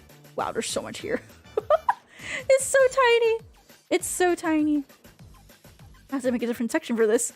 Okay, there we go. So yeah, give me like a full body promo art. How many you should have of these? Let me see. Marketing. Yeah, marketing assets. Branding folder. Marketing assets. Have that folder just ready to go, pretty much. Another thing you should have in your folder. Actually, hold on. I am all over the place.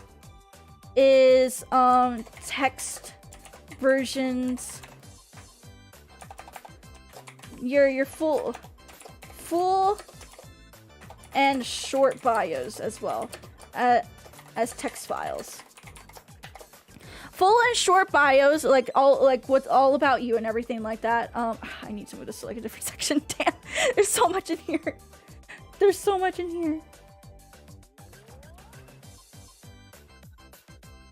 And copy and paste this real quick.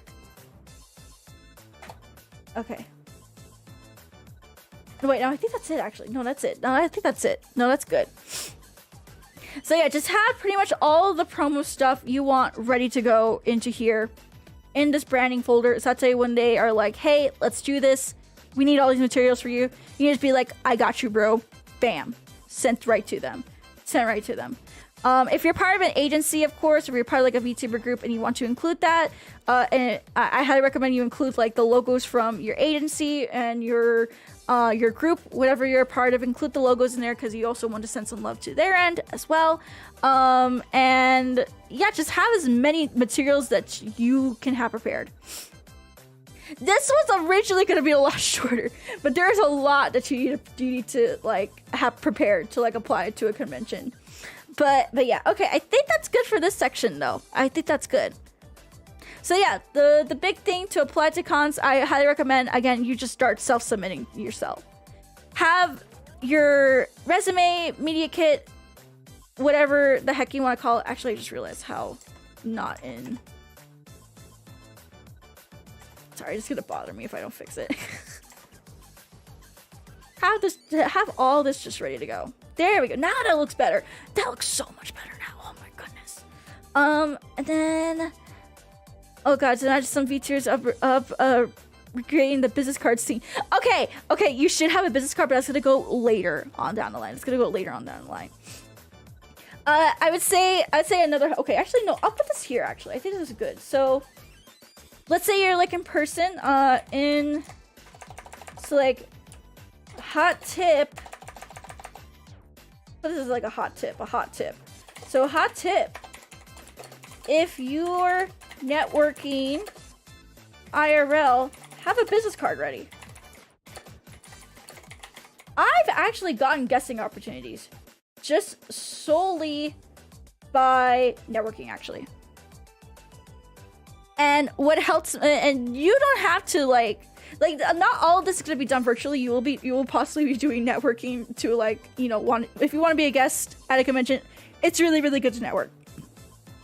So if you end up going to like an event you're not a guest at, but you want to like network with the event or anything like that, anyone that's involved, have business cards ready. Have business cards ready to hand out. So let's say they can either look into you and maybe contact you for like a future sort of thing. Always have a business card just ready to go.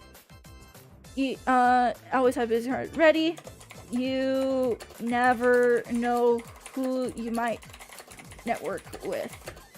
You never know who you might network with.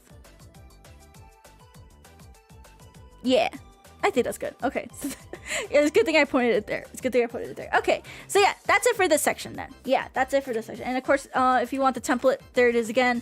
Of course, this template's not going to look the same for everyone. This is just a starting point. Don't just copy and paste it. Try to figure it out. Not try to figure it out, but try to like, you know, make it your own thing as well. You know. Alrighty. Oh, we already did this section, so you don't have to worry about that. Okay. So next thing, I forgot to put this as a section. So I'm gonna go ahead and just pretend I made a new one actually. So fans. How fans can submit their Oshi. So, you may be wondering this whole time, I'm a viewer. I'm not a VTuber. How the fuck can I help my Oshi at least? There's so many ways. There's so many freaking ways. Let me show you. So, let's say you have a con running in your area, okay? There's a con. And most cons will release like a guest submission thread or like a post or something like that, or like a forum where you can be like, hey, we're looking for guest suggestions for the 2024 year. Who do you suggest? Use our form and give us, if you have contact information or a form or anything like that, please use this form and we'll take a look at them. We'll take a look. This is honestly the #1 way. This is it. So if your local con has a guest suggestion form /thread, suggest your Oshi. What materials? So I highly recommend materials to prepare. Materials to prepare for you guys at least.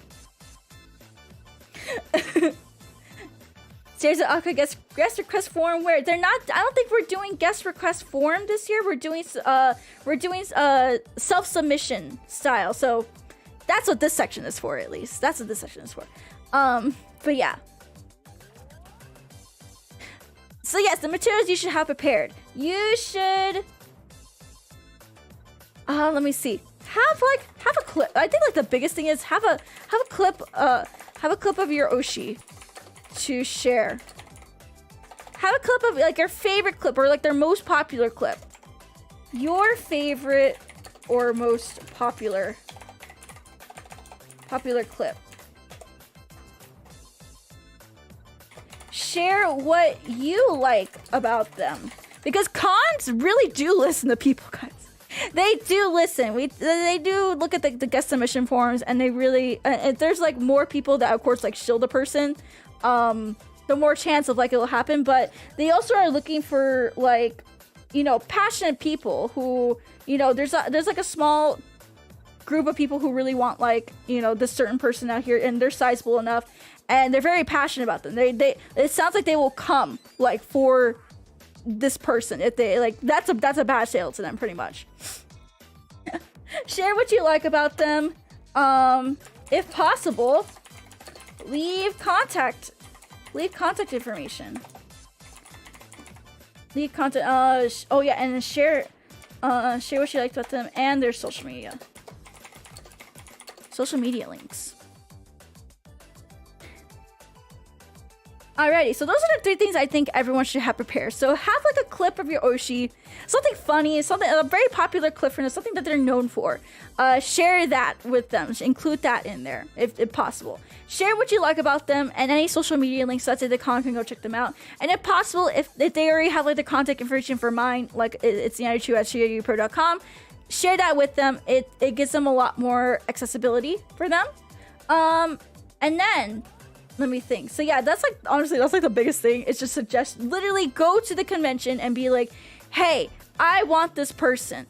If you can band together a whole bunch of other people, go for it. But here's the thing.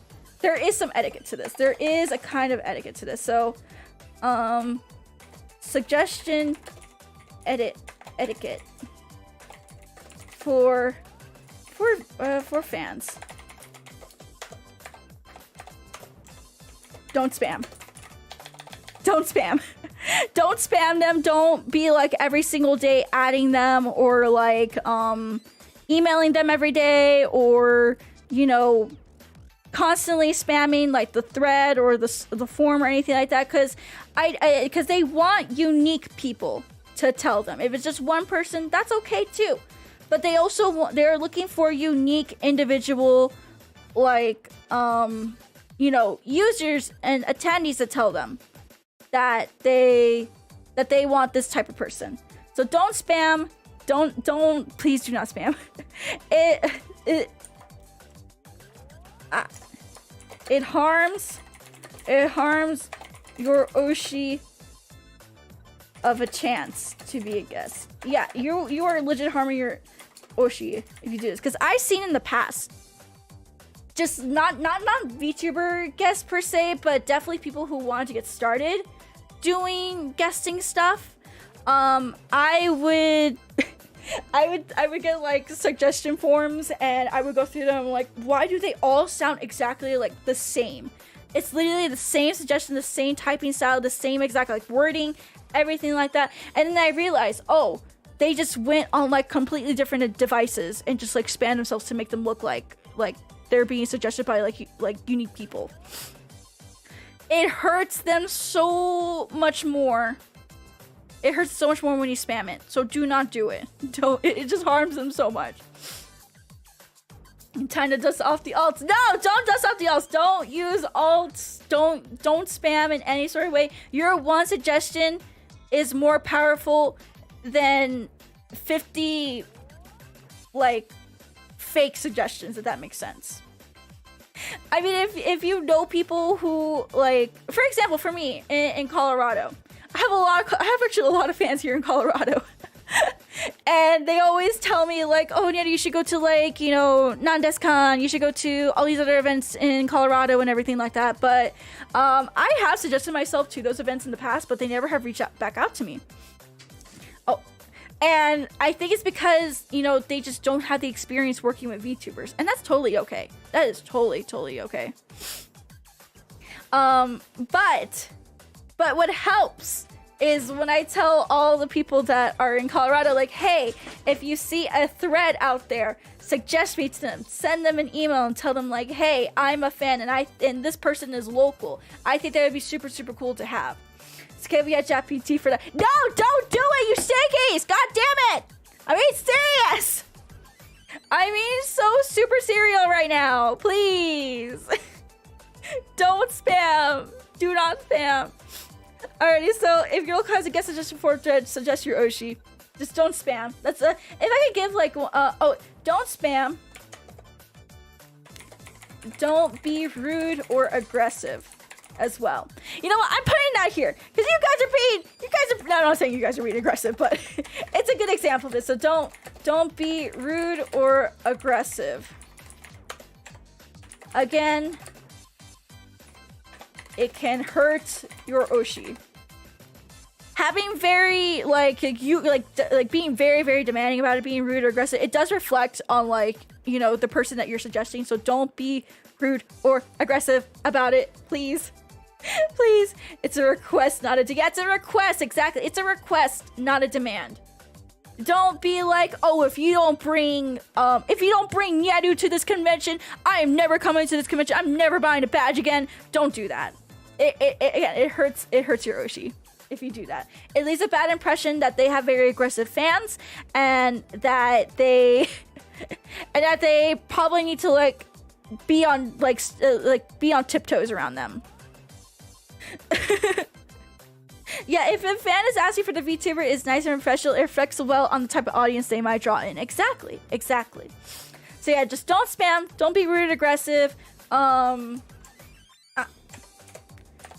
then finally, I think that's it. Yeah, no, that's it. Those are honestly just two things I really ask of people. Again, I'm coming from a more summarized point of view, like try not to go like way too deep into things. But if I had to say, just don't spam, don't be rude or aggressive. We do take everything into consideration. It may not work out, it may work out, but the more individual voices there is, the more that it helps us out. The more it helps us out that this VTuber can probably draw in a crowd. And then finally, another way you can suggest them is suggest the convention to your Oshi. Surprisingly, the reverse also works as well.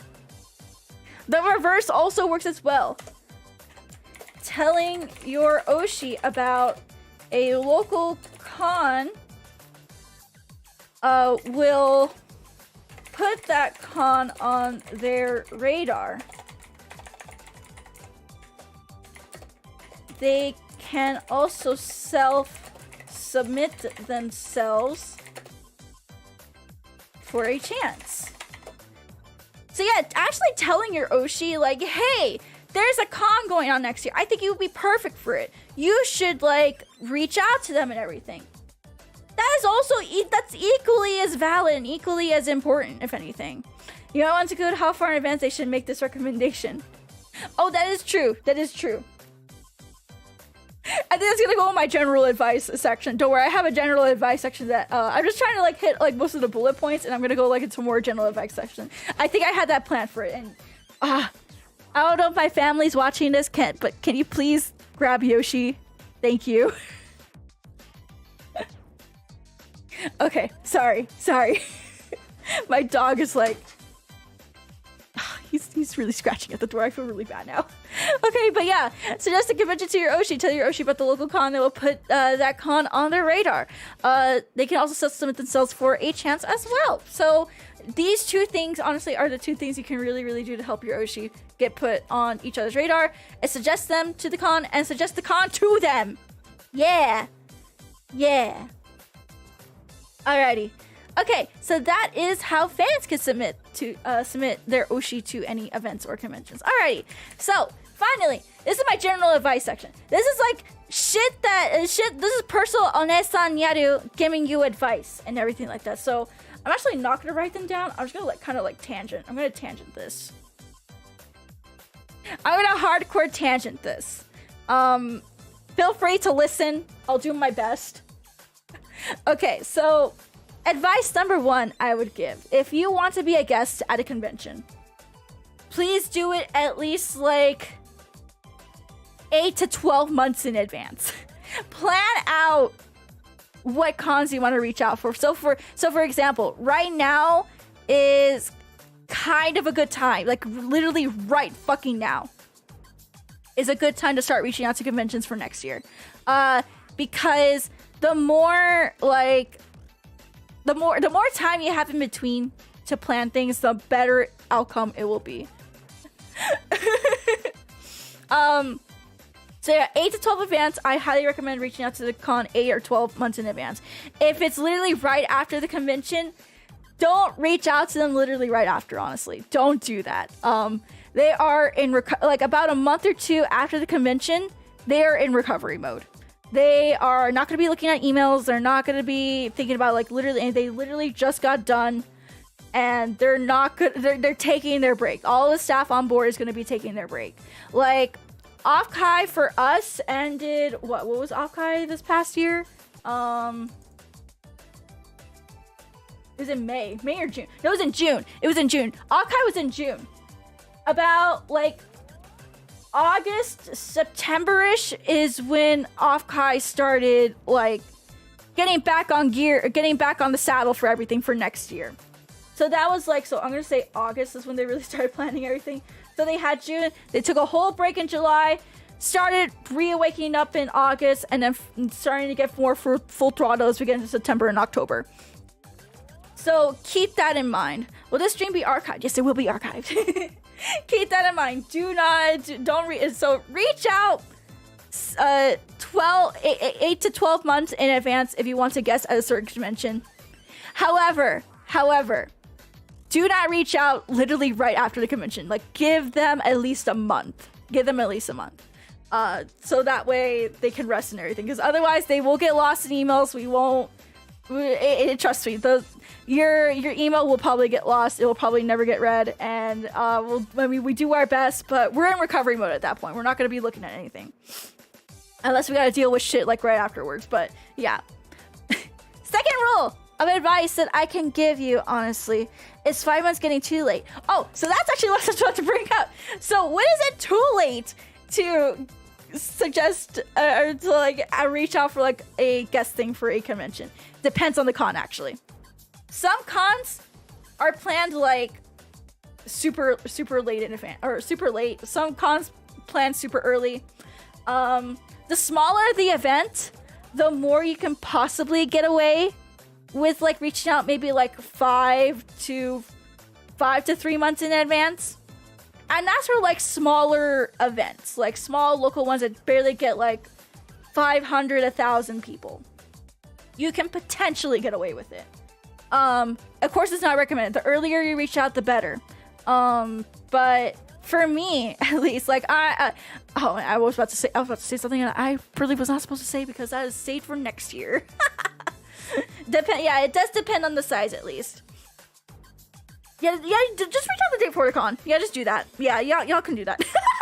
No, don't actually do that. But that leads me into my third piece of advice, actually, is if you want to start doing guesting at conventions, start out locally or start small. Don't ever try to go into the big leagues, especially when you're a smaller streamer or a smaller streamer, smaller VTuber, or you just got started, or your agency is small, whatever it may be. Don't try to aim for like the big leagues, like Anime Expo, or like the big local con that happens or anything like that. You gotta start small. Start local. For me, you wanna know how I started guessing at conventions? I started at mall conventions. You know, conventions that would happen in an abandoned shopping mall. I would do performances there. And those events would not get more than like 200 people. But I still had a good crowd. I was still drawing a crowd and everything because, of course, everyone likes like J-pop music and everything. But as well, it is really, really it's really rewarding to do smaller events. Honestly, I've always found that the smaller the event, the more intimate and better feeling I get after doing like a bigger style of event. I've always preferred doing smaller events. And with that also comes like, I guess like, this is gonna get into like a weird spot now. But you should also, when you're first starting out, you should also probably not expect a little to possibly no financial compensation. That's hard. That's a really hard pill to swallow, but I know it's very, very controversial to say. I'm not saying that like you should not, you just because you're small, you should not get paid, period.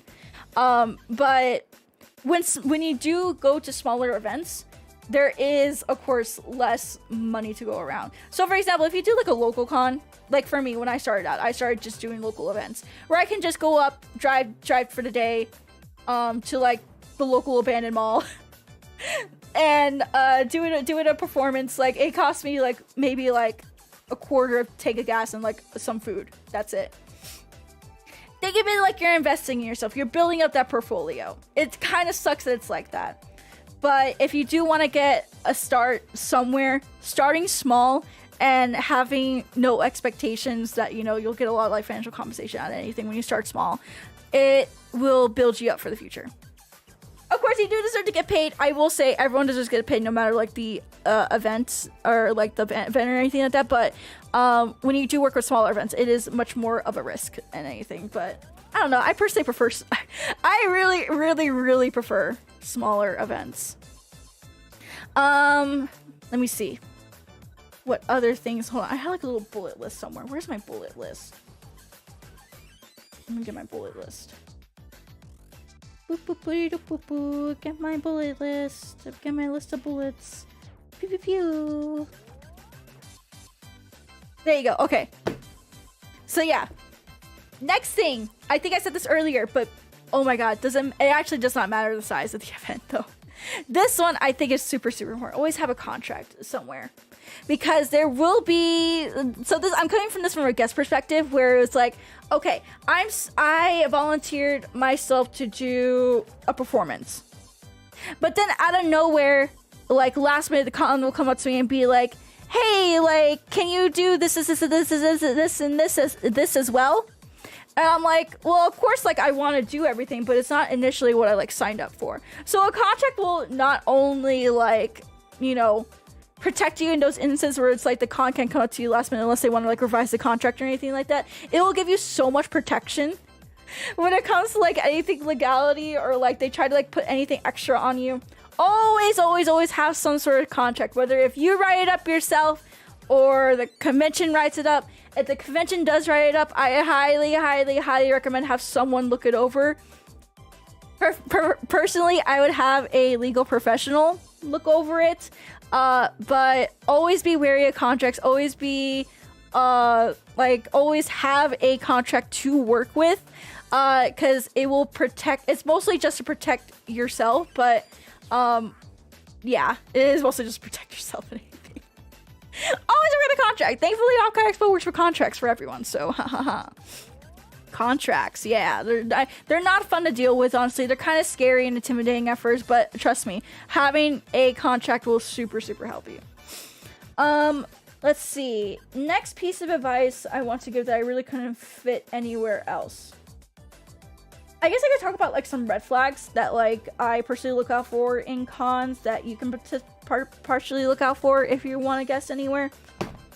Of course, like the big thing is if they're not professional. If they're not professional, of course, like please don't.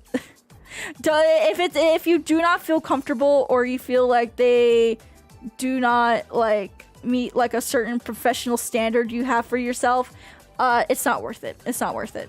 A red flag that I do see a lot, honestly, is very delayed responses. I mean, like very. It's like a day or two, a week. I get it.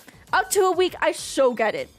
But when you're constantly trying to when you have like questions and then it takes like a month for them to reply back, or it takes like a long ass fucking time for them to get started on something, or they end up like planning something super, super late, it's not worth it. It's not worth it.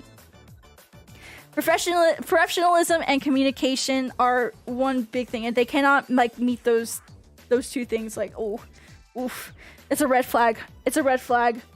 Finally, I'm trying to think of other red flags I think I thought about in the past. I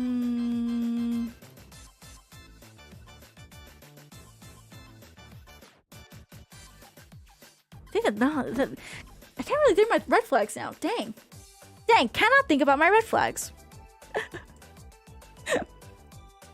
I don't know. I've been working so much with OffKai recently that's like I forgot about all my red flags because there's literally no red flag in OffKai. There really isn't.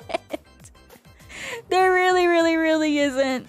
There really isn't. Oh man, that's how you know that like I'm recovering from like all my bad experiences. Is when like OffKai comes up to me and they're like, they're so nice and professional. It's like, oh, this is actually what it feels like. Oh man. Oh, this is just in general. I think like if. Oh no. Actually no. That's kind of off topic. That's kind of off topic. Never mind. Okay. I think we're gonna move on for red flags then. I can't really think of anything else off the top of my head right now. I'm sorry. I'm still very nervous. And then let me see my bullet points real quick. See my point of bullets. Okay, no, we're good then. So yeah, that's all my general advice. I know they will understand what a VTuber is and they will support. Oh, I mentioned that earlier. That's why I kind of didn't mention that here. But let me see, where did I mention that? I did mention that. Boop boop boop boop boop. There it is. Yeah, I mentioned that earlier. Like, if you're working with a convention, they haven't been able to like have a VTuber guest, or you're like their first VTuber guest, that's okay. First of all, that's okay. That's not a red flag or anything. That's not a red flag. But like I said, for example, earlier, I said like, oh, are they not able to provide like the internet connection for you to be able to do what you do? It doesn't make sense. It don't make sense. I feel like I mentioned that earlier. I think more of my general advice section was just like, shit, I could not fit into any other section. So I hope you guys can understand. Okay. Alrighty, so we have come to the most exciting part of this stream. Is we are going to be sending a example submission using the OffKai Expo guest forum submission. So if you guys would like to, if any VTubers are watching and you want to follow along with me on that, feel free to. So let's go ahead and open that up right now. There we go. Alrighty. So we're gonna be. So I'm not gonna actually submit this, but we're gonna fill it out as if we are taking this very, very seriously. Alrighty. So like I said, this is the OffKai Expo 2024 guest application. So let's go ahead and read this out. It's very important to read these details. Please. Hello, and thank you for your interest in becoming a guest at OffKai Expo 2024. The event will be held from May 31st to June 2nd at the High Emergency SFO in Burlingame, California. Same venue. Guests are the bread and butter of our events programming. We aim to showcase the talents of many different categories of VTubers as possible.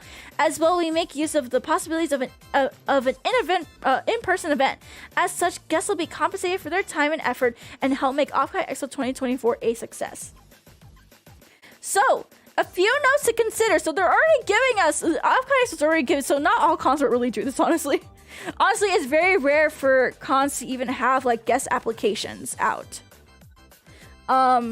So this is very, very cool and very, very big W of OffKai Expo, honestly. But a lot of questions are optional, but filling out as many as possible will increase your chances and make our life a lot easier. Of course. This form will stay open until February 15th, so you have that much time, and we'll be contacting chosen applicants as soon as possible. Here's a big highlight for you guys. Applying early will increase your chances, but later additions can still be picked. So the earlier you do get all this information out to them, so it goes back to our advice. The earlier you go at it when it's available, the better chances you have. But of course, anything can happen. The size of your following has no direct impact on our decision. We are looking for people who make OffKai Expo a fun and exciting event, so quality of your content is key. And again, this is... I mentioned this earlier. The quality of your content is key. OffKai Expo and a whole bunch of other cons, they are specifically looking for people who have like the quality content, who are able to bring in like the people, who are able to bring something unique and cool to their event. Not just a big name or not just like have the big following. You have to have more than the big following. You have to have more than just being a VTuber. Like, what unique thing? Again, it goes back to the question, what can you bring to the convention? What makes you so unique that you stand out? Please only apply if you... Oh, this is a big one. Please only apply if you already debuted or will debut in February 29th, or will debut by February 29th, 2024. Which, honestly...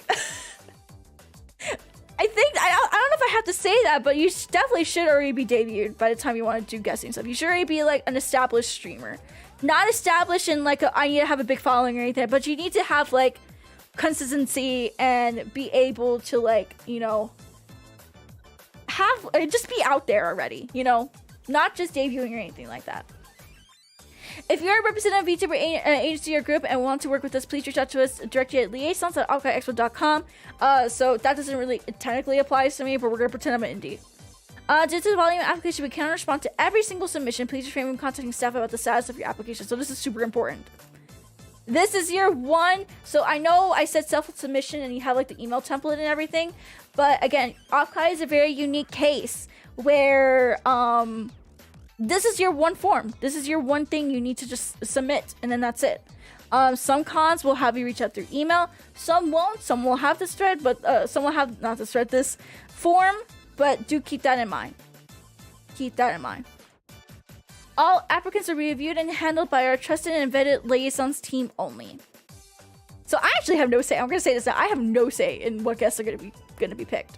I have no say, because I am only a mere co-coordinator of the community stage. I am but small fry. So don't come to me and be like, Nyaru, guest, please, Onigai. I will block you. Okay. Let's go ahead and fill this out as an example. Let's do it. Okay, so what is your name? Please use the exact spelling and capitalization that you would want for us use on any promotional material and such. We're gonna put Nyaru. Yeah, we're gonna put Nyaruchuuu because that's my name. So put your VTuber name. I recommend if you're applying to an English speaking con, use English. Use, of course, like the English alphabet. If you put in like for example, hold on, let me get my Twitter. I think OffKai Expo would be able to do this, but we're gonna assume at least that they can.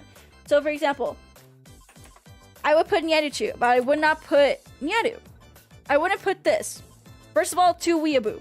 Second, I don't think the average person at a con can even read hiragana. So you just put Nyaruchuuu. Put my username. I put my username. Please post up to 4 social media links ordered by importance. Okay. So for OffKai Expo, for me at least, if I'm applying myself to it, so my 4 important social medias would be my Twitch, my YouTube, my Twitter, and honestly, that's it. They said up to 4. I think these should be your big 3. Your big 3 is gonna be a constant number. I think we're seeing tonight. We're seeing lots of 3s. Your Twitch, your YouTube, your Twitter. So, like for example, if you stream like on, if you're someone who streams on YouTube, you want to put YouTube as your first one they want to see. So YouTube and then Twitter, or Twitch, if you stream on Twitch, or you stream on Kick, you can put YouTube, Kick, and Twitter. You know, they said up to 4. So for me, again, it would be my Twitch, my YouTube, and then my Twitter. Okay, so please briefly introduce yourself. What makes you stand out? Alrighty, so we're gonna actually go back to our media kit that we prepared. Oh my goodness, chat, we prepared a media. Wow. This is what happens when you're prepared, chat. You're just able to just go bam, bam. Wow. Please keep the introduction brief. Oh, okay, sorry. So of course, if they ask you to keep it brief, you can just put running towards a bright dream. So now we can shorten this. And we can put I'm a variety streamer under again, this is pure example. Agency Shirayuri Productions. And if you don't know what, and again, we were telling you guys earlier, what makes you stand out? What makes me stand out of all the other idol agency VTubers? What makes you stand out? What makes me stand out? I've worked with conventions for 6 years, guested. Oh, don't treat this. Actually, no. Don't treat this as like a fucking resume. Actually, no. That's a bad idea. That's a bad idea. What makes you stand out? So, talk a little bit more. I think in the case of OffKai Expo, because I'm treating this like just general convention. Treat this more like a fucking See, this is what happens when you're professional brain rot right here. This is professional brain rot. Treat this again as like your media kit. What services can you provide to them? So let's see. Let's say I've been a VTuber for 3 years. Performed in 3D and 2D settings. Passionate for for Japanese idol culture. And love and put community interaction first and foremost when streaming. Okay, that's a little bit too much, but you get what I mean. You get what I mean. I think a good golden rule is we'll keep to our golden rule of 3 that we've been doing. Just list out 3 things that make you stand out. Just, yeah. The golden rule of 3. I put 4, so I would do probably just that. And passionate for Japanese idol culture. Okay. There you go. Okay. So we'll put that again. This can be whatever you want it to be. I recommend, again, I think 2 sentences is really, really good for a brief introduction. But if I can give an advice, don't be like I'm a VTuber who streams on Twitch. And plays video games. Don't do that. Don't do this. Whatever you do, don't do this. You sound generic when you do this. And trust me, I've gotten applications before for like guests, and they leave like 1-line things like this. Don't ever like do something like this. Okay. But yeah, okay, let me put that back how we had it. There we go. Okay. What kind of content do you plan on providing? Pitching a concise idea can help your chances, but our team is open to brainstorming with you. Try to think outside about the audience can show that you couldn't get a given audience to show that they couldn't get during an everyday stream.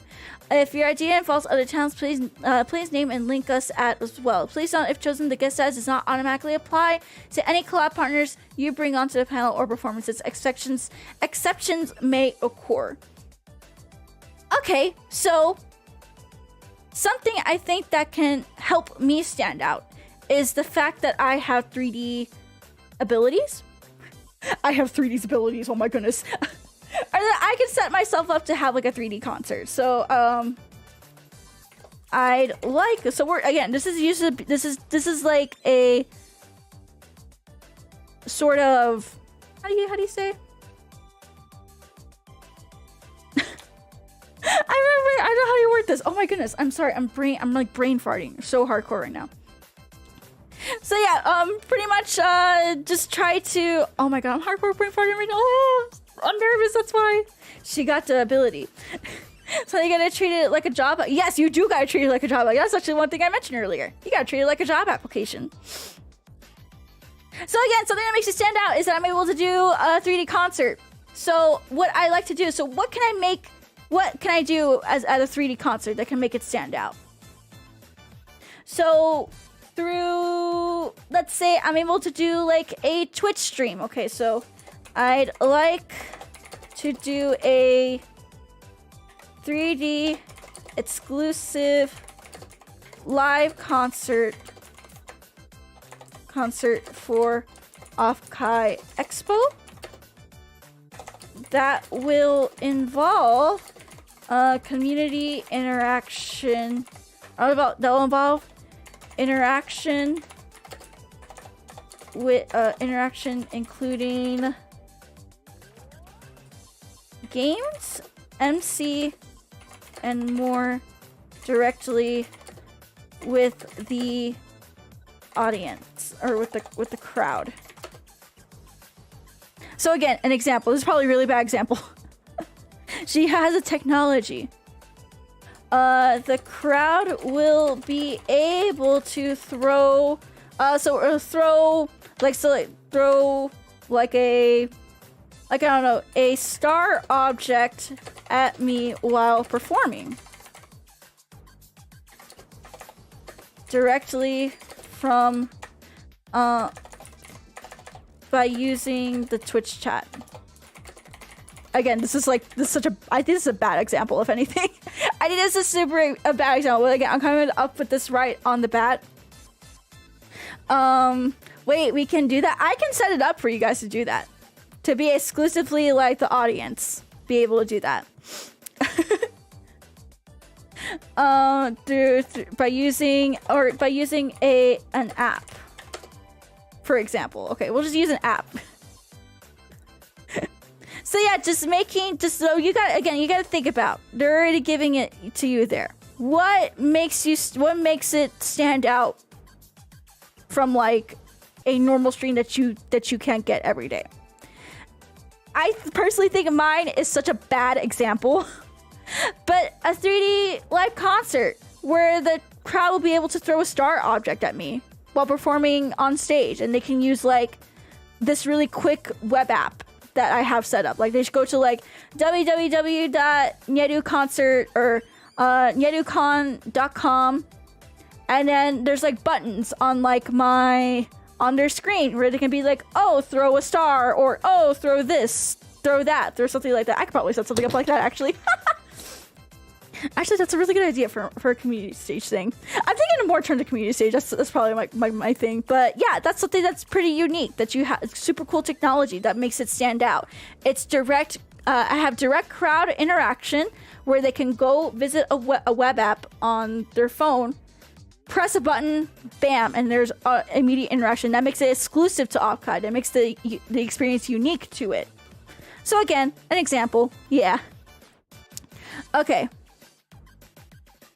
And I probably would not make it this short, honestly. I would probably try to explain like the technology that you want to use, or like what things you want and expect and everything like that. So yeah. Okay. Provide links to clips or highlights to showcase either your general content or specific type you wish to bring to OffKai. Okay, so for me, we're gonna go over here to YouTube. We're going to my YouTube. Wow, look at me, that's me!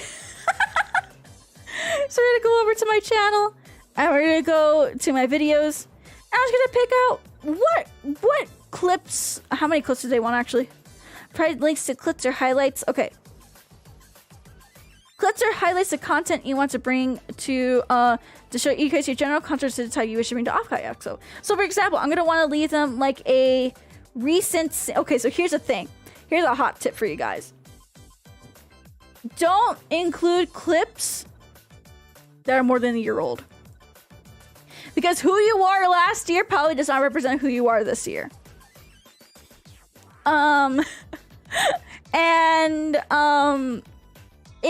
It's like, this is like a general like thing. That's just a general rule I have like for doing like performance style events for me. So like, for example, I used to have people submit like a dance cover or like a video of them singing.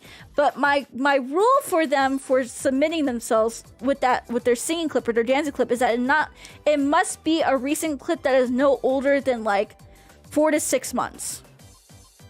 Because what you have done, like maybe like yeah, the cover you made like 2 years ago, maybe like the greatest cover you have, but we want to see who you are right now as a person, who you have been in the past couple of months, what type of style you want to bring, you know? So for example, I wouldn't go to like my oldest and then be like, okay, like, or like, let's see, my most popular one. My most popular clip is my burping stream. My burping clip compilation. It's one of my more popular ones. My layout is not represented like this anymore. This is very, very, oh my god, this is old Nyaru. This is very old Nyaru. This is very old. Oh my goodness. I'm having like an existential crisis now. But as you can see, this 2-year-old clip doesn't really represent my brand as of right now, especially with the layout, the setup. I mean, I still burp to this day, but you know, my quality of like, you know, being a streamer has increased in these 2 years. So to show them like all this, no, I wouldn't do that. So again, let's go to another old clip.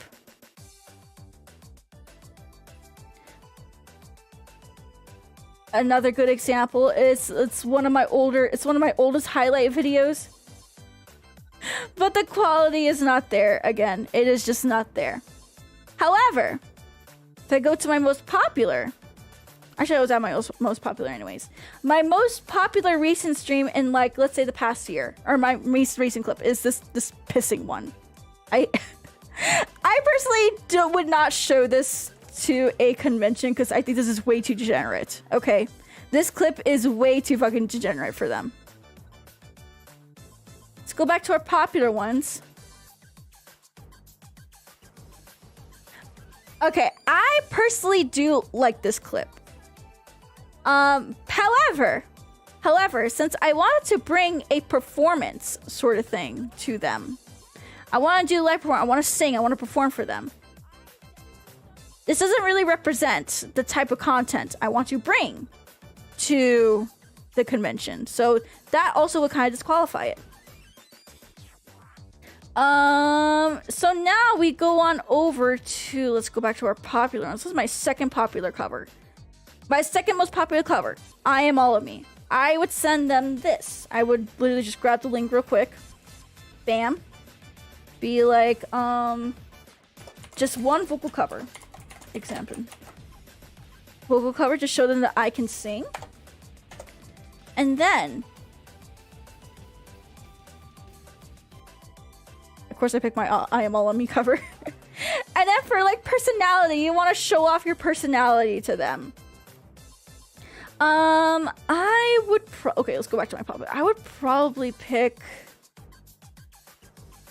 let me think. I do have a lot of TF2 clips. I do have a lot of TF2 clips. Oh no. I want to show them a dub, honestly. Here's the thing, I really want to show them a dub, but I don't know if that would... God, this video has 12k? So my fucking Big Bill Hells is at 12k? Jesus Christ.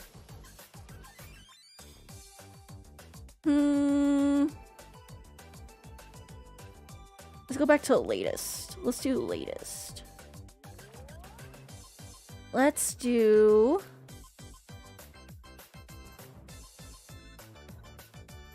I'm trying to think what would be a good clip. Okay, now we're getting to the... I actually don't have that many good clips. So if you run into a situation like I'm doing right now, maybe you're thinking, oh man, I don't really have like a good clip to like show them.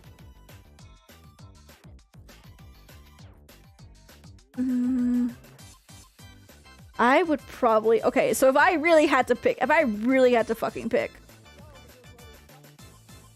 Probably not this one though. Wait, I'm just too degenerate. No! Okay, chat, I'm having an existential crisis. I'm realizing I am not con friendly.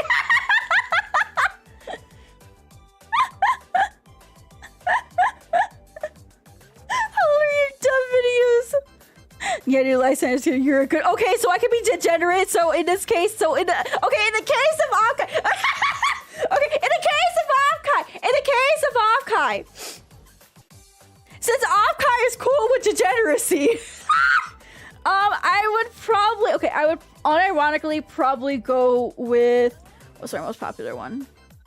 Either my P clip then, or my grooming, my VTuber grooming the audience clip. However, I keep forgetting this is not a general con thing. See, I'm in the more general sense right now, and that's hurting me. That's hurting me so much. Okay, so in the case of OffKai, you know, these two clips, they show off my fucking personality. They're pretty good. They're pretty solid. Heck, I can even throw them a clip of how I met fucking Markiplier one time. Anyways. Let's see. We'll go with the fucking groomer one. We'll go with the groomer one. But if this were a non-VTuber con not run by a group of degenerates like us, I would be a little more selective. I would really try to be a little more selective with your clips, and then we'll just put clip. So vocal cover and clip shows it shows my personality to them, you know. You're going through your context to Christ, and yeah, you literally had R18 panels day one. Here's your me not say so. You're elegant hands.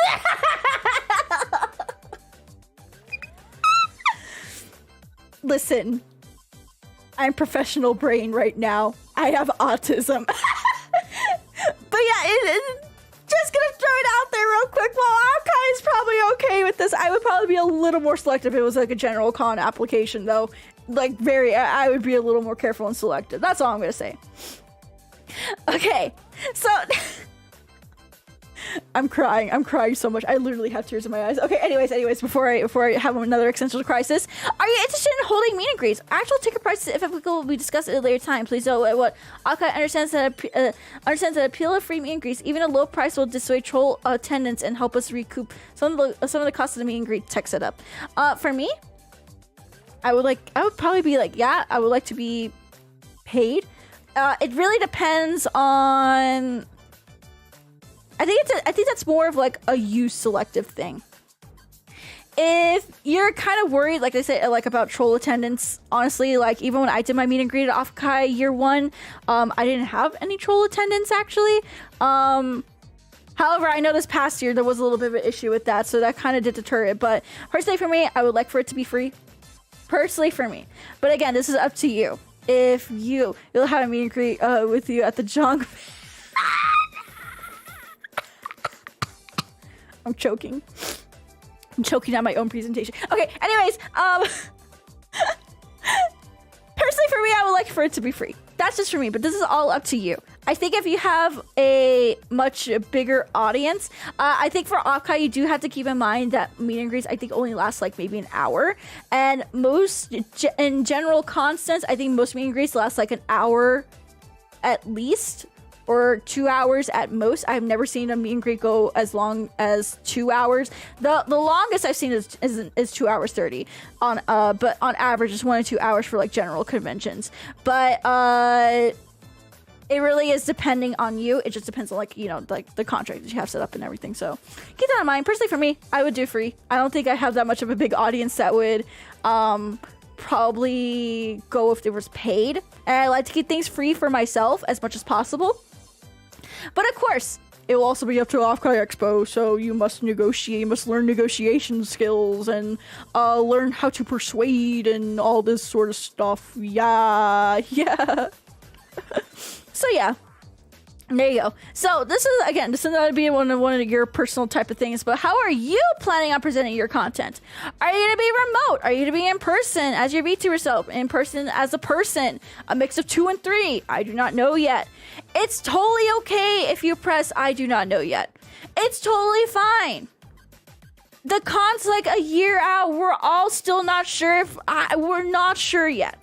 It's totally okay. The more honest you are in your application about like, you know, things like availability and like if you're going to be there in person or not, the more it will help them in the long run. and figure out, okay, where can we place you? Okay, we'll need to decide for you like by this date if you can come or not, anything like that. In person, but as your VTuber self? Yeah, so for me, okay, so I'll go ahead and explain this on like the OffKai sense. So in person, but presenting content as your VTuber self, that's pretty much means in OffKai sense that, you know, you're gonna be at the event, but you're not gonna be presenting any panels or doing any performances with like your real life body. You're gonna be on like a screen using like your avatar or like your 3D model or your live 2D, whatever it may be. And then of course, a person presenting my content in person, that means you're gonna be like actually in person in front of like the audience. Like your physical self will be in front of people. So yeah. And then of course you could do a mix of 2 and 3. I like to do a mix, honestly. I might do a mix, maybe. Oh, thanks for the explanation. No problem, Sawa, no problem. But yeah, personally for me, I might do a mix in 2 and 3. I guess I can say I'm going next year. I kind of have to. I kind of have to. But yeah, I would probably do a mix of 2 and 3. If not, like personally for me, I feel more comfortable just being my VTuber self. And of course, like OffKai does offer remote access, remote guest opportunities. So if you can't go in person, totally okay. Totally freaking okay. But I'll probably do a mix of 2 and 3. I'm saying these cons would prepare broadcast. Oh yeah, no, they have. So OffKai has broadcast rooms prepared for people there. They're in person and as well as staff on hand to make sure that you are broadcasted onto the screen if you're remote. So we have the technology to do both. Okay, if you plan on not attending in person, what time zones will you be streaming from? I mean, that's are there any constraints that will prevent you from streaming during certain times or days of the event? So OffKai takes place again in May 31st through June 2nd. Again, it's almost like it's still a long way out. So for me, it would just be okay, mountain time. And if I had to be honest, like for example, that weekend, I don't think I have anything going on that weekend. So for me, I would put I have availability the whole weekend. Will need to set scheduled times about maybe 1 to 2 months in advance. So there, I was honest. So while I have availability for the whole weekend, I would still like to set scheduled times for 1 to 2 months in advance. Now, let's say you do have a job. So in a sense, if you do have a job, you can use like, okay, I'm in mountain time. I'm available between the hours of 5 p.m. to 11 p.m., for example. And then cannot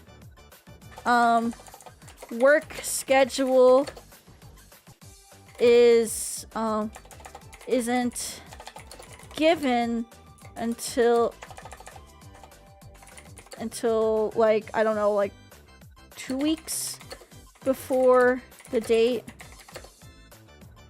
So we'll need to, so like you need to be upfront and tell them like, yeah, I have a job and like, I don't get like my work schedule, for example, like until like 2 weeks before. So if we can maybe like, again, 1 or 2 months out in advance, if I can schedule something, that'll be good. Tell them your situation. Be honest about it. Cons will not drop you.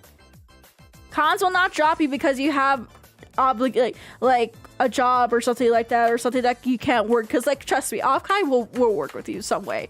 If they think you can provide something good, they will work with you. But being upfront again and honest about your availability, your scheduling will help them figure out where they can place you and everything. So be honest. Honesty. I'm gonna put here, honesty is key. Honesty is key. That's what I'm trying to say. Okay, are you an artist? Are you an artist or vendor? And do you intend on applying for OffKai Expo Artist Alley and Vendor Hall? Personally, for me, no. But if you're an artist, like that's something to consider.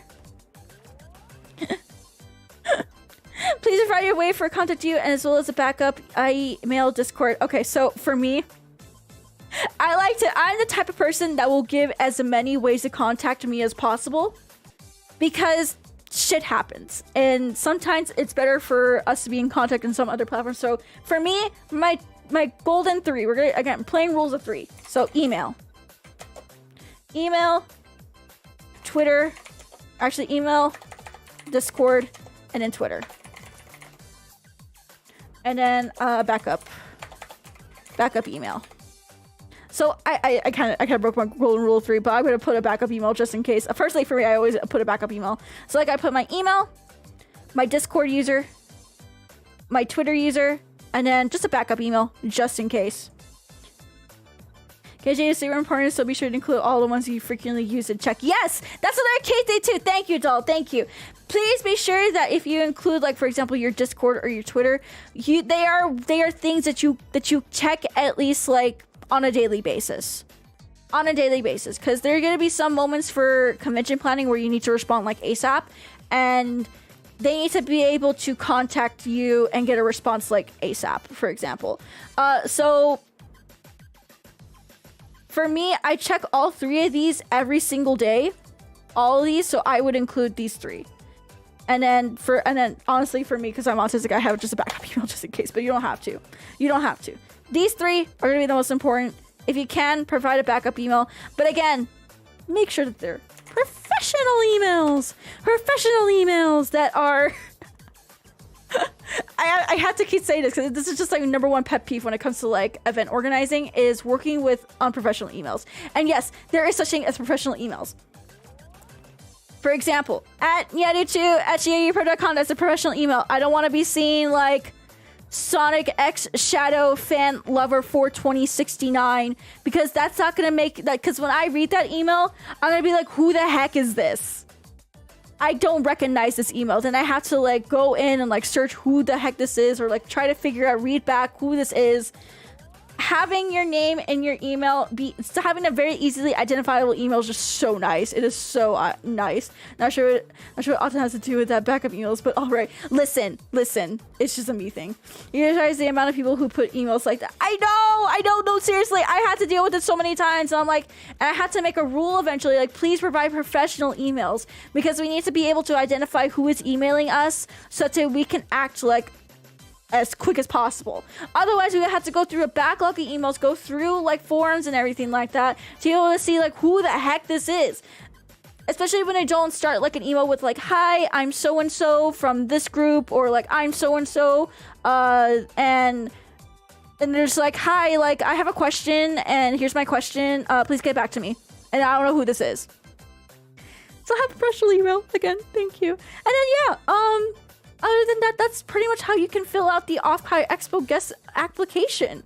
It could, again, some sections are not going to be as detailed. For example, the brief introduction is going to no more than 2 sentences. You're just going to need 2 to 3 sentences max. But again, do not put I'm a VTuber who plays video games on Twitch. Don't do this! Do not do this. Don't do this for anything, period. I personally skip those over. Another thing is, again, something we talked about earlier. What kind of content you plan on providing, you gotta tell them that. Give the audience a show that they couldn't get during an everyday stream. That is key for OffKai Expo. So again, I think mine is such a poor example, honestly, but it's the best I can come up with off the top of my head. I like to do a 3D exclusive live concert for OffKai Expo, which will involve interaction, including games, MC, and more directly with the crowd. The crowd will be able to throw a star object at me while performing by using a web app they can access on their phone browser. I think that's pretty cool. That sounds cool. That sounds really cool to me. I personally would accept something like that, but of course they're gonna go through this form is gonna go through so many people and through so many talks. So while this may sound cool to me, while it may sound cool to like 1 or 2 other people that are on the liaisons team, it may not sound cool to other people, and that's totally okay. Again, do not let a guest application or guest rejection define you as a person, because otherwise you're gonna go weh. You're gonna go weh. Of course, these are all personal. I think I explained this a little bit earlier. Are you planning to present your content like in person or remotely? Mix of 2. You gotta figure that out. If you plan on not attending, of course, like I said, honesty is so key. Tell them that you can't really, you can be completely honest, be like, I can't predict my schedule this far out. However, if you, I'm in this amount of time, I can't predict my schedule this far out, but if you plan with me like 2 or 3 months in advance, 1 to 2 months in advance, I can make it work. I have a job that's very unpredictable, but I can put availability for myself, again, if you just let me know early in advance. Again, be honest about your situation, your time situation. The more info we have about that, the more we can possibly try to fit you in somewhere, you know? Sally vendor, this won't really affect, honestly, this will not, I don't think this will really affect, but it's just something that they need to know. It's something that they just need to know.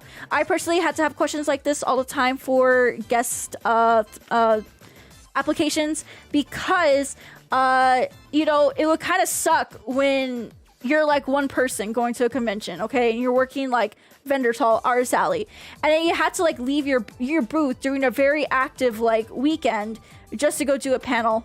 So, you know, again, we're trying to make it easier for you and easier for us. And then, of course, preferred ways to contact you: professional email, Discord, and Twitter. And if anything, please, again, I think the professionalism should also apply to your Discord and your Twitter. If your Discord is just Discord kitten sex cat meow meow, I'm not gonna know who that is. I need to know who you are the minute you message me. Same thing with Twitter. I'm not gonna see like an at, you know. I need to know who you are.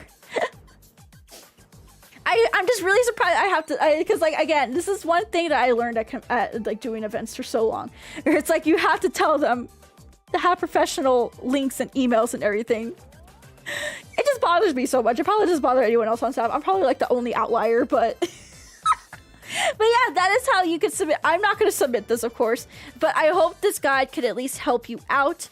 Honestly, OffKai Expo did such a great job with providing you guys on what exactly you should be submitting, but I hope my advice can at least help you out. And again, these forms are open right now. You can apply to be, if you're a VTuber who wants to have a guest opportunity at OffKai Expo 2024, you can submit for this application right here is through Google Forms. That is pinned in the message in chat, and it should be in the description right after this stream as well. So I hope we can see your application.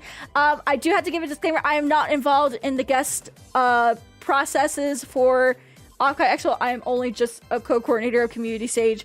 I will not be seeing if you are a guest or anything, or if you're submitted yourself. I cannot see that. I will probably never be able to see that.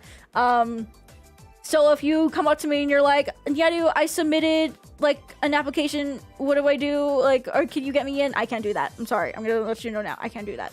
Alrighty. But there it is. Okay. Now, guys, I'm gonna be opening up the floor to Q&A. I promise I'll do my best. Okay, guys. So I'm gonna open up the Q&A function.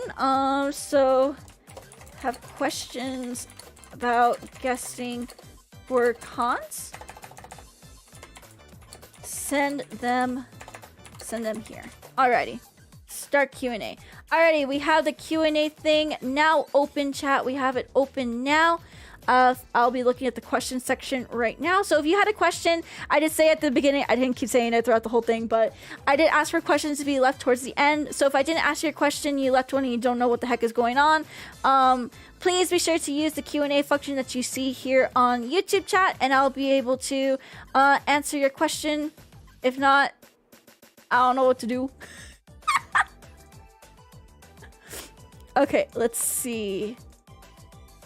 But yeah, I'll be doing a little mini Q&A session. Okay, there we go. Can we apply to a panel if we are not a VTuber, but the meta to the con itself, like talking about OffKai card trading market last year? Oh, heck yeah, definitely. OffKai, so this is more of an OffKai Expo question than like a guesting for cons sort of kind of question, but I'm happy to answer OffKai Expo questions too if you have them. Yes, for OffKai Expo, you guys, so even viewers and like non-VTubers can apply to host a panel, and that is totally okay as long as it's VTuber adjacent, OffKai Expo adjacent. I'm pretty sure they're happy to hear your panel submission idea, and then they will reach out to you to see if it will be a fit for the convention. I don't think panel applications are not open right now though. So please be sure to, again, follow the OffKai Expo Twitter and the website to see when those will open. I don't have a projection on honestly when they will open, but I'll be sure to retweet it on my personal Twitter as well as let you guys know when that will open. So yeah, feel free to, anyone can submit a panel to OffKai Expo as long as it's just VTuber related, OffKai Expo related. You're so fine with that. You're totally valid, Oomfy. What is a general rule of thumb to a length to wait for a response? I assume it varies by cons. It does vary by cons, Oomfy. It does. So for me, my general rule of thumb is like 2 months, 1 to 2 months. If actually the earlier you are, the more time I would give it, honestly. So for example, like if you reach out to the con like 12 to 8 months in advance, I would give them maybe like 4 to 5 months. I would give them 4 to 5 months between, like, you know, them starting to rev up gears and everything and resting and, you know, all that in between. So yeah, 4 to 5 months. The earlier you reach out to them, the longer you have to wait. But if it's like a little bit closer to the con and it's like, you know, maybe it's like 6 months out, I would wait like a month or two and then just kind of like stop there. So yeah, I hope that makes sense. I hope that answered your question. I'm so sorry. It does vary. It does vary. For smaller cons, some people reach out like right away and like you can probably wait like a month or two. For bigger cons, I would give it a little bit more time. It really just depends though. It really, really depends. I hope I answered your question. I'm so sorry. My local innovation is great, but as a fan, I'm not sure the tech site, internet, AV, IT staff is capable of supporting a VTuber. Is it cost a potential upgrade to a great barrier for smaller cons? Yes. Yes, it is. Some conventions, if you're local, like I'm pretty sure this is like something that I'm considering of doing, honestly, is if a local con comes up to me here in like the Colorado area and they're like, hey, we want to have you, but we don't have the infrastructure for it. Since I'm local, it's super easy for me to just bring my own tech and just be like, hey, I just need one professional AV guy that you guys have. I'll work together with him. We'll set everything up and we'll get it going. All we need is just an internet connection and then like an AV dude. And I am happy to help them out. Sometimes you do have to volunteer yourself in order to get the opportunity. And that's like, that's something that I personally am planning on doing if I want to guest for things in like the Colorado area. However, if it was for like a convention across like the country for me, that would be a lot harder to do. But it's still possible. It's still possible. Again, when it comes to when you're just starting out and you don't really have much to work off of, it is taking up like those kind of like obligations and opportunities to do like that sort of stuff, you know? My local con, Nebraska Con, has a little VTuber presence, mostly whole life stuff as Artist Alley. Is this an indicator of lack of demand? How can this be gauged? Good question, honestly. Good fucking question. Honestly, I think VTubers are honestly becoming very much a big market, but it really, it has to be vocal though. That's the thing. It's such a hard thing to like get as a con because like if a con doesn't provide like the content that people are interested in, they're not really gonna like. They're like it's kind of like a damn if you do, damn if you don't kind of situation, if that makes sense. Like you can bring in like that VTuber guest. And then maybe it'll get like a positive response, but you won't really know until like, you know, you take the convention takes that risk. And sometimes it's on the financial books to take a risk like that. And unless there's like a huge freaking boom out of nowhere where it's like every single booth at the Artist Alley has like a VTuber thing and everyone's buying VTuber merch and like, there's like someone doing like a VTuber panel. The more presence there is there from like the fan side, the more interest it will show, if that makes sense. I don't think it's like a lack of demand. It's just like I don't think it's a lack of demand. I think it's just like maybe people just like don't know that there's an interest. Like they don't know that they're interested in that, you know? I don't know if that makes sense. I hope that makes sense. But it could be a little bit of both too. It can be gauged through so many different ways. I hope that makes sense. I feel like I kind of went all over the place with that. I'm so sorry, but thank you. Feel free, if you're still confused, please tell me, like, can you explain more? Thank you. I'm happy to explain more. Some VTubers would rather keep their personal life out of the spotlight. How do you approach a convention with those privacy concerns in mind? Does this change if you are in an agency? Good question again, Billhound. Thank you, Billhound, for asking all these good questions. Okay, for privacy, this is actually a big discussion that we have been talking about amongst, like, I guess, like, OffKai Expo and everything. But it's like, if you're a VTuber, I think, like, it's something that you have to be upfront about with the convention. Like, for example, if they want you to come in person, you have to be like, okay, I don't mind coming in person, but I need to have, like, some sort of safeguard for me. I need to have, like, I don't know, like, ways to get around the convention without being, like, seen as, like, myself, or knowing that it's like myself. Will the convention provide, like, those resources for me in order to feel safe and be safe at your in-person event if I go in person? You know? So if you're worried about privacy, again, it's something that you need to bring up yourself, whether you need to be honest about with the convention and be like, hey, I have privacy concerns.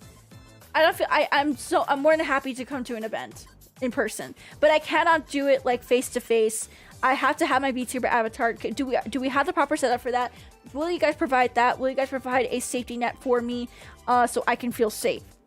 And does it change if you're in an agency? It depends on the agency. For me, for my agency, 𝗬𝘆Pro, they don't mind that we do things like we go in person.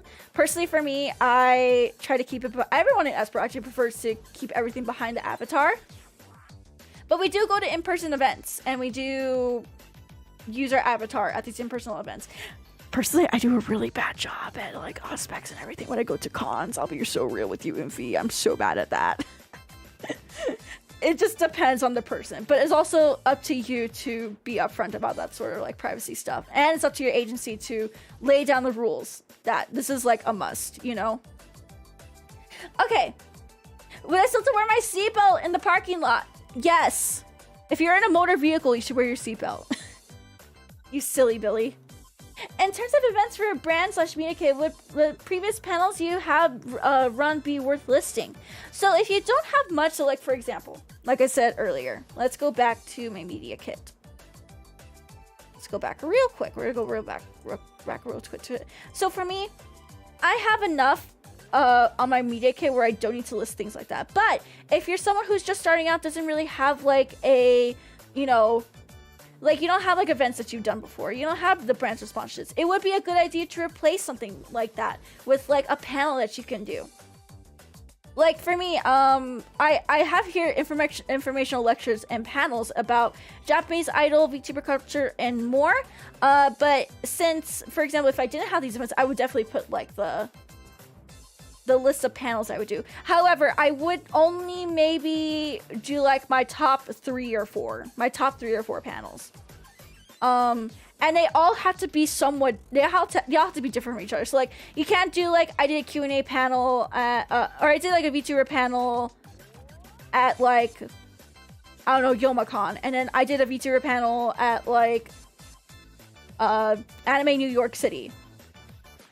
Yeah, don't do that. They do have to be different from each other. Don't list a date, just list, like, what the panel is, what it's about, maybe, like, a picture, an informative picture, and then a small description, like, yeah, small description, title of the panel, picture, small description on what it is, and then bam.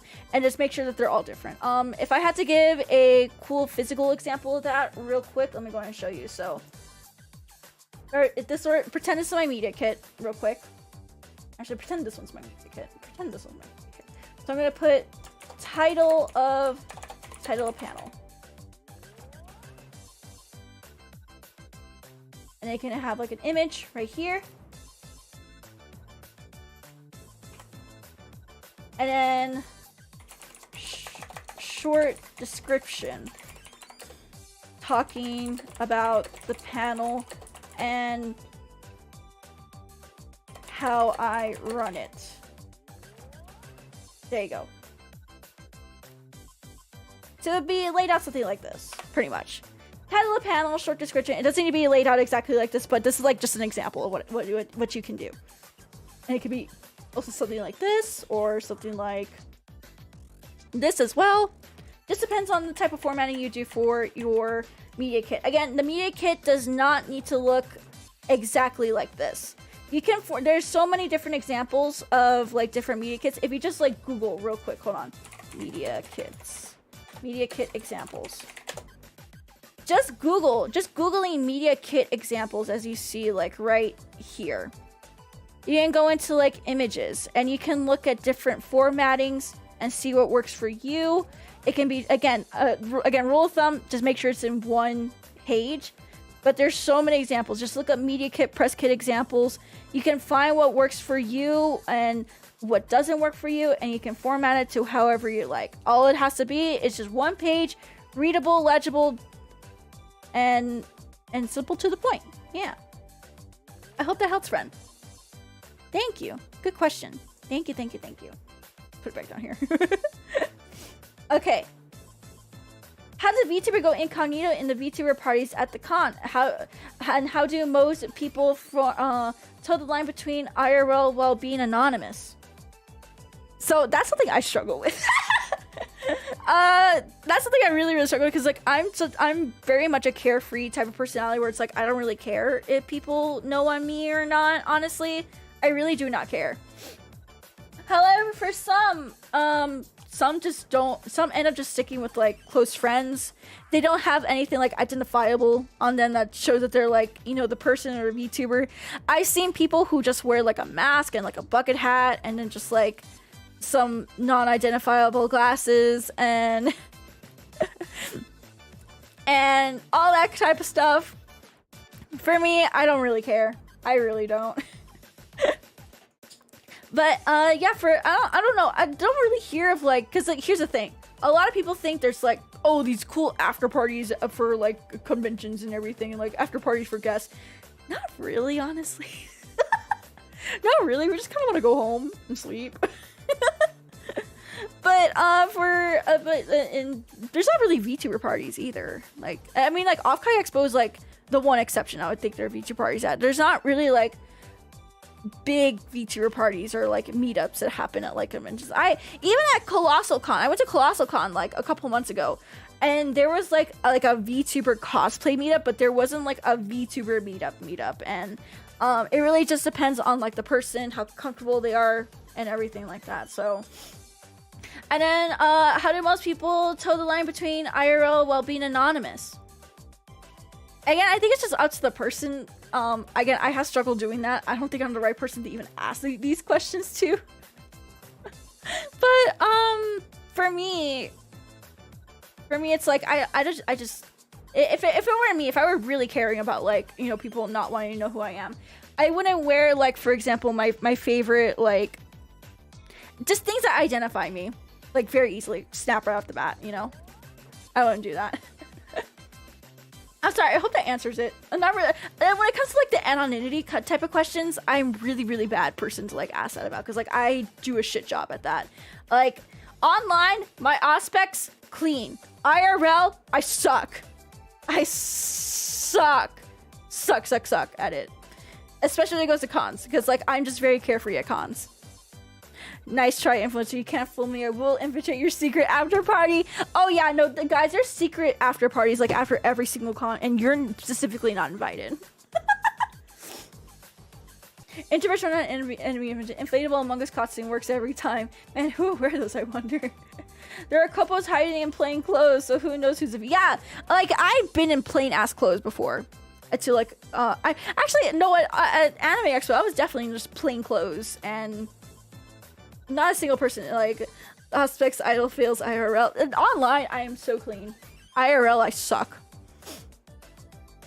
But I hope to answer your question. Again, I feel like I'm a bad person to like ask that type of stuff too, because I'm just a very carefree personality.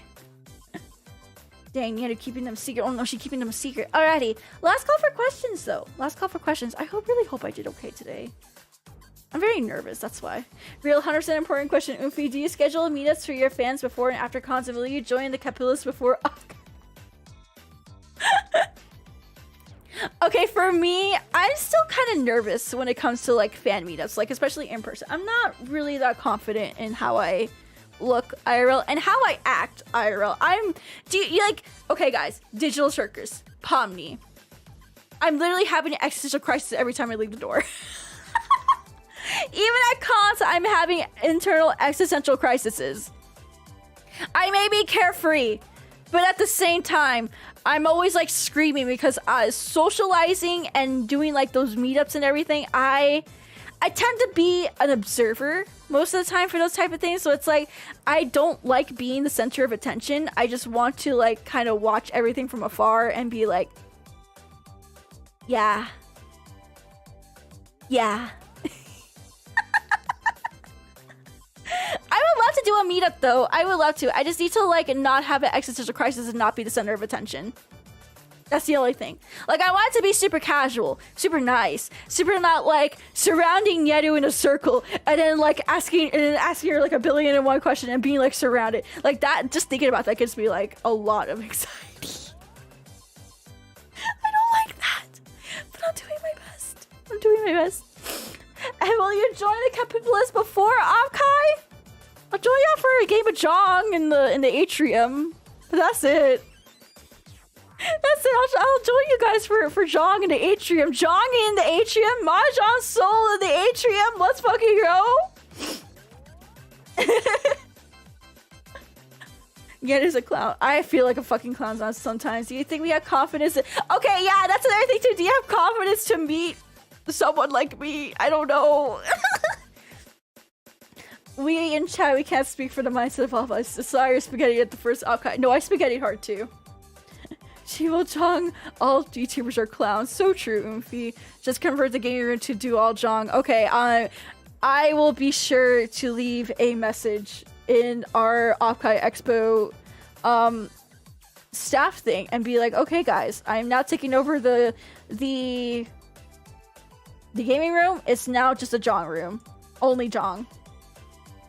No, that I have once over kind of talk to a cute con girl, and I'll certainly do it for Nyaru. Oh my goodness, no, I don't think I can do that. See, it's fine when it's like a screen in between like myself. Like I'm very confident with my VTuber model. Like it's scary how confident I become with my VTuber model. Cause like at the first OffKai, I was definitely like super like outgoing, confident and everything like that because I knew I had my VTuber model. And then like towards the end, people started puzzling it together that I was Nyaru, and I was like, oh fuck, okay, I guess the jig is up. So I just kind of like took it as it came, but internally I was screaming. I was like screaming so bad internally. Nyaru, where's auto tabler fun? No. Hey, her Nyaru was super outgoing at Gen 1. I was super outgoing because the jig was up, and I was just like, oh god, I can't exist anymore. Oh no. Oh no. But trust me, the VTuber model, it helps me be a lot more confident. Okay, last call for questions though. Last call for questions. Last call for questions. You can't do a panel remotely? Oh, at OffKai I can, but not all cons will do like remote stuff, you know? And again, it's one of those things where it's like you have to negotiate in your contract. Okay, last call. Giving you guys about... Okay, I'm gonna count down. I'm gonna count down to the last couple seconds. Ready? 10, 9, 8, 7, 6, 5, 4, 3, 2, 1. We jogging after saying, fuck you, goddamn!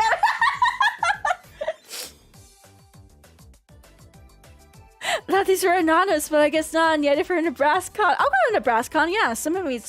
I'll send them an email. I'll send them an email. I'll see if they're interested. Wait, where's Nebraska? What state is Nebraska in? What did I really just ask? What state is Nebraska? What state is Nebraska in? Where's Nebraska? What the fuck is in Nebraska? Oh, hey, that's in the corner. That's in the upper right corner of Colorado.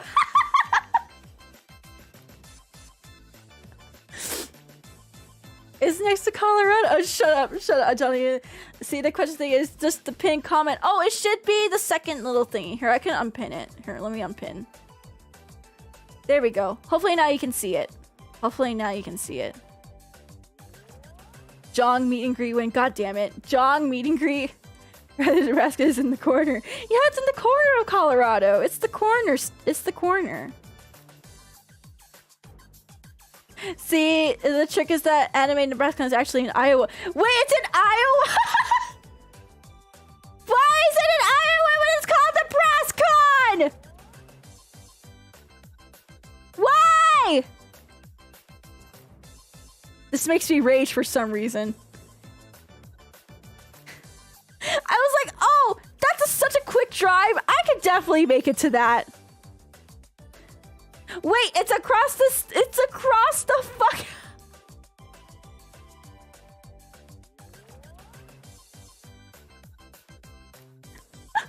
Okay, that makes sense. That makes sense. Okay, so it's in Omaha. So it's across the lake. It's across the lake in Omaha. Quick drive, she says. Is it? Oh, but seriously, I thought it was gonna be like, oh, maybe it's in like, I don't know. Quick drive. No, it's obviously not a quick drive. Like 8 hours. No, that's a quick drive for me.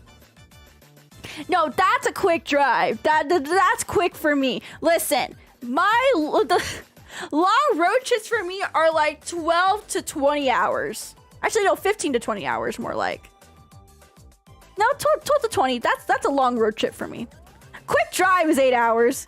You can drive 8 hours in 4. Exactly. I could cut that in half. Yeah, 8-hour drive for an American, easy. Listen, I drove 4 of those kind of hours when I would go from San Antonio to fucking Dallas, Texas. That's literally nothing for me. Will you drive across country or something like that? I will not drive across country. I hate driving across the country. If you can reach it within a day of driving, yeah, if you can reach it within a day of driving, it is a very quick drive. It's so quick. America problems really do be like, they really do be like. Why is the countdown negative and still going? What countdown? I don't know what you're talking about. Okay. Yeah, I'll send myself to Nebraska. That's a quick drive. It's a quick drive, as long as they give me a hotel. Okay, okay. Is that all the questions we have for today? Or let me double check. Okay. Which con did you have the most fun at as a guest? Unironically, OffKai Expo. Like, not to be a shill or anything, but unironically, OffKai Expo was one of the best con experiences I've ever had. Like, if you are second guessing like OffKai Expo, thinking like, oh, like they're like after like last year's like fiascos and everything, no, please still do give OffKai Expo a try. They are literally one of the best cons I have worked for so far. One of the best cons I have ever guessed at. The amount of respect everyone has for each other staff-wise is just, it's a fucking anomaly to me. It's a fucking anomaly how nice they are. How genuinely nice everyone is. And how much initiative and determination everyone has. I just love OffKai Expo so much. But yeah, that's like honestly the con I had the most fun at as a guest. I would really say. So again, sorry to shill. Sorry to be like shilling OffKai Expo super hard this stream, but like unironically, I loved it. But for real, why do most VTubers make their managers have a heart attack every con with their yabs? I don't know, ask Sakana. That sounds like a Sakana. That sounds like a Sakana. Do you want to bring Sakana on here and answer these questions? What is your dream con to be a guest at? Oh, good question. All I know is my answer is not Anime Expo. I feel like that would just be way too much for me. Honestly, I think I want to guest at a convention in Japan. Not just like, what do you call it? Guest at an event or in a convention in Japan. Not just like a, you know, I don't really have like a convention or an event in mind. I just want to be able to guest in Japan one day.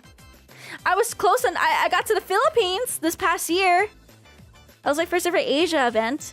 But I really do dream and hope one day I can like actually not even like just remote into like an event in Japan, just like perform and like be super cool. Yeah. Yeah, interviewing Sakana would be the greatest. So I would just ask him why. Just start off with one question. Why? See where it leads to. Okay, okay. We got another question. Do you do background checks on cons? Do people seem to care a lot about who's associated with who, no matter the context? It's annoying, but it's one hand. But when it's one's brand is unreasonably on the. Oh yeah, no. There are cons. Firstly, for me, I would always vet the con. I know it's so dumb to like think about, but again, you are right. Your brand is on the line with being associated with an event. So if the event has issues, like for example, there's a lot of delays and like mismanagement and like staff and panels and like it's just an all over like mess. There's like accusations, like really, really bad accusations with some of like the staff and head organizers. It would be best to probably skip out, but you know, again, you're so right. It's annoying to deal with, but your brand is on the line. Think about yourself first. You don't have to say yes to every opportunity as well. But you pretty much pointed out what I was gonna say. Like your brand is on the line, as stinky as it is. How do VTubers balance being dry at con versus drinking? What? Drink water! God damn it. Now y'all are being silly. Unironically, yes, Sakonica. This is never happening. Unironically, I do not belong to Phase Connect. I could do a collab with my fish man. My fish man was sick for like a while. He had to have surgery. He had fish surgery. Would it be okay if I bring on my fish man instead? Get your boss as we have you and Pippa to interrogate the two. Is he okay? Yeah, he's okay. He can swim again. It is surgery on a fish. Yeah, it is surgery on our fish. Unironically would love an Ancho interview. Okay, I'll make it happen. I'll unironically make that happen. I'll make it happening. Drinking alcohol versus not drinking alcohol in social circuits in cons. Yeah, I do baka. Okay. Depends. If I'm a guest, I probably won't drink. Or go anywhere near like alcohol or anything like that. Mostly because, again, we're in a professional setting. Unless it's more of unless the environment itself is like super like, you know, nice, carefree, like don't really mind that. But for me, again, my brand is on the line. I don't want to be seen like doing something too yab or anything like that that might be like she's being super she's drinking so much at your con. Oh no, she's doing something and I say something silly or stupid and then I get the con in trouble and I get myself in trouble. It really does depend though. It really does depend.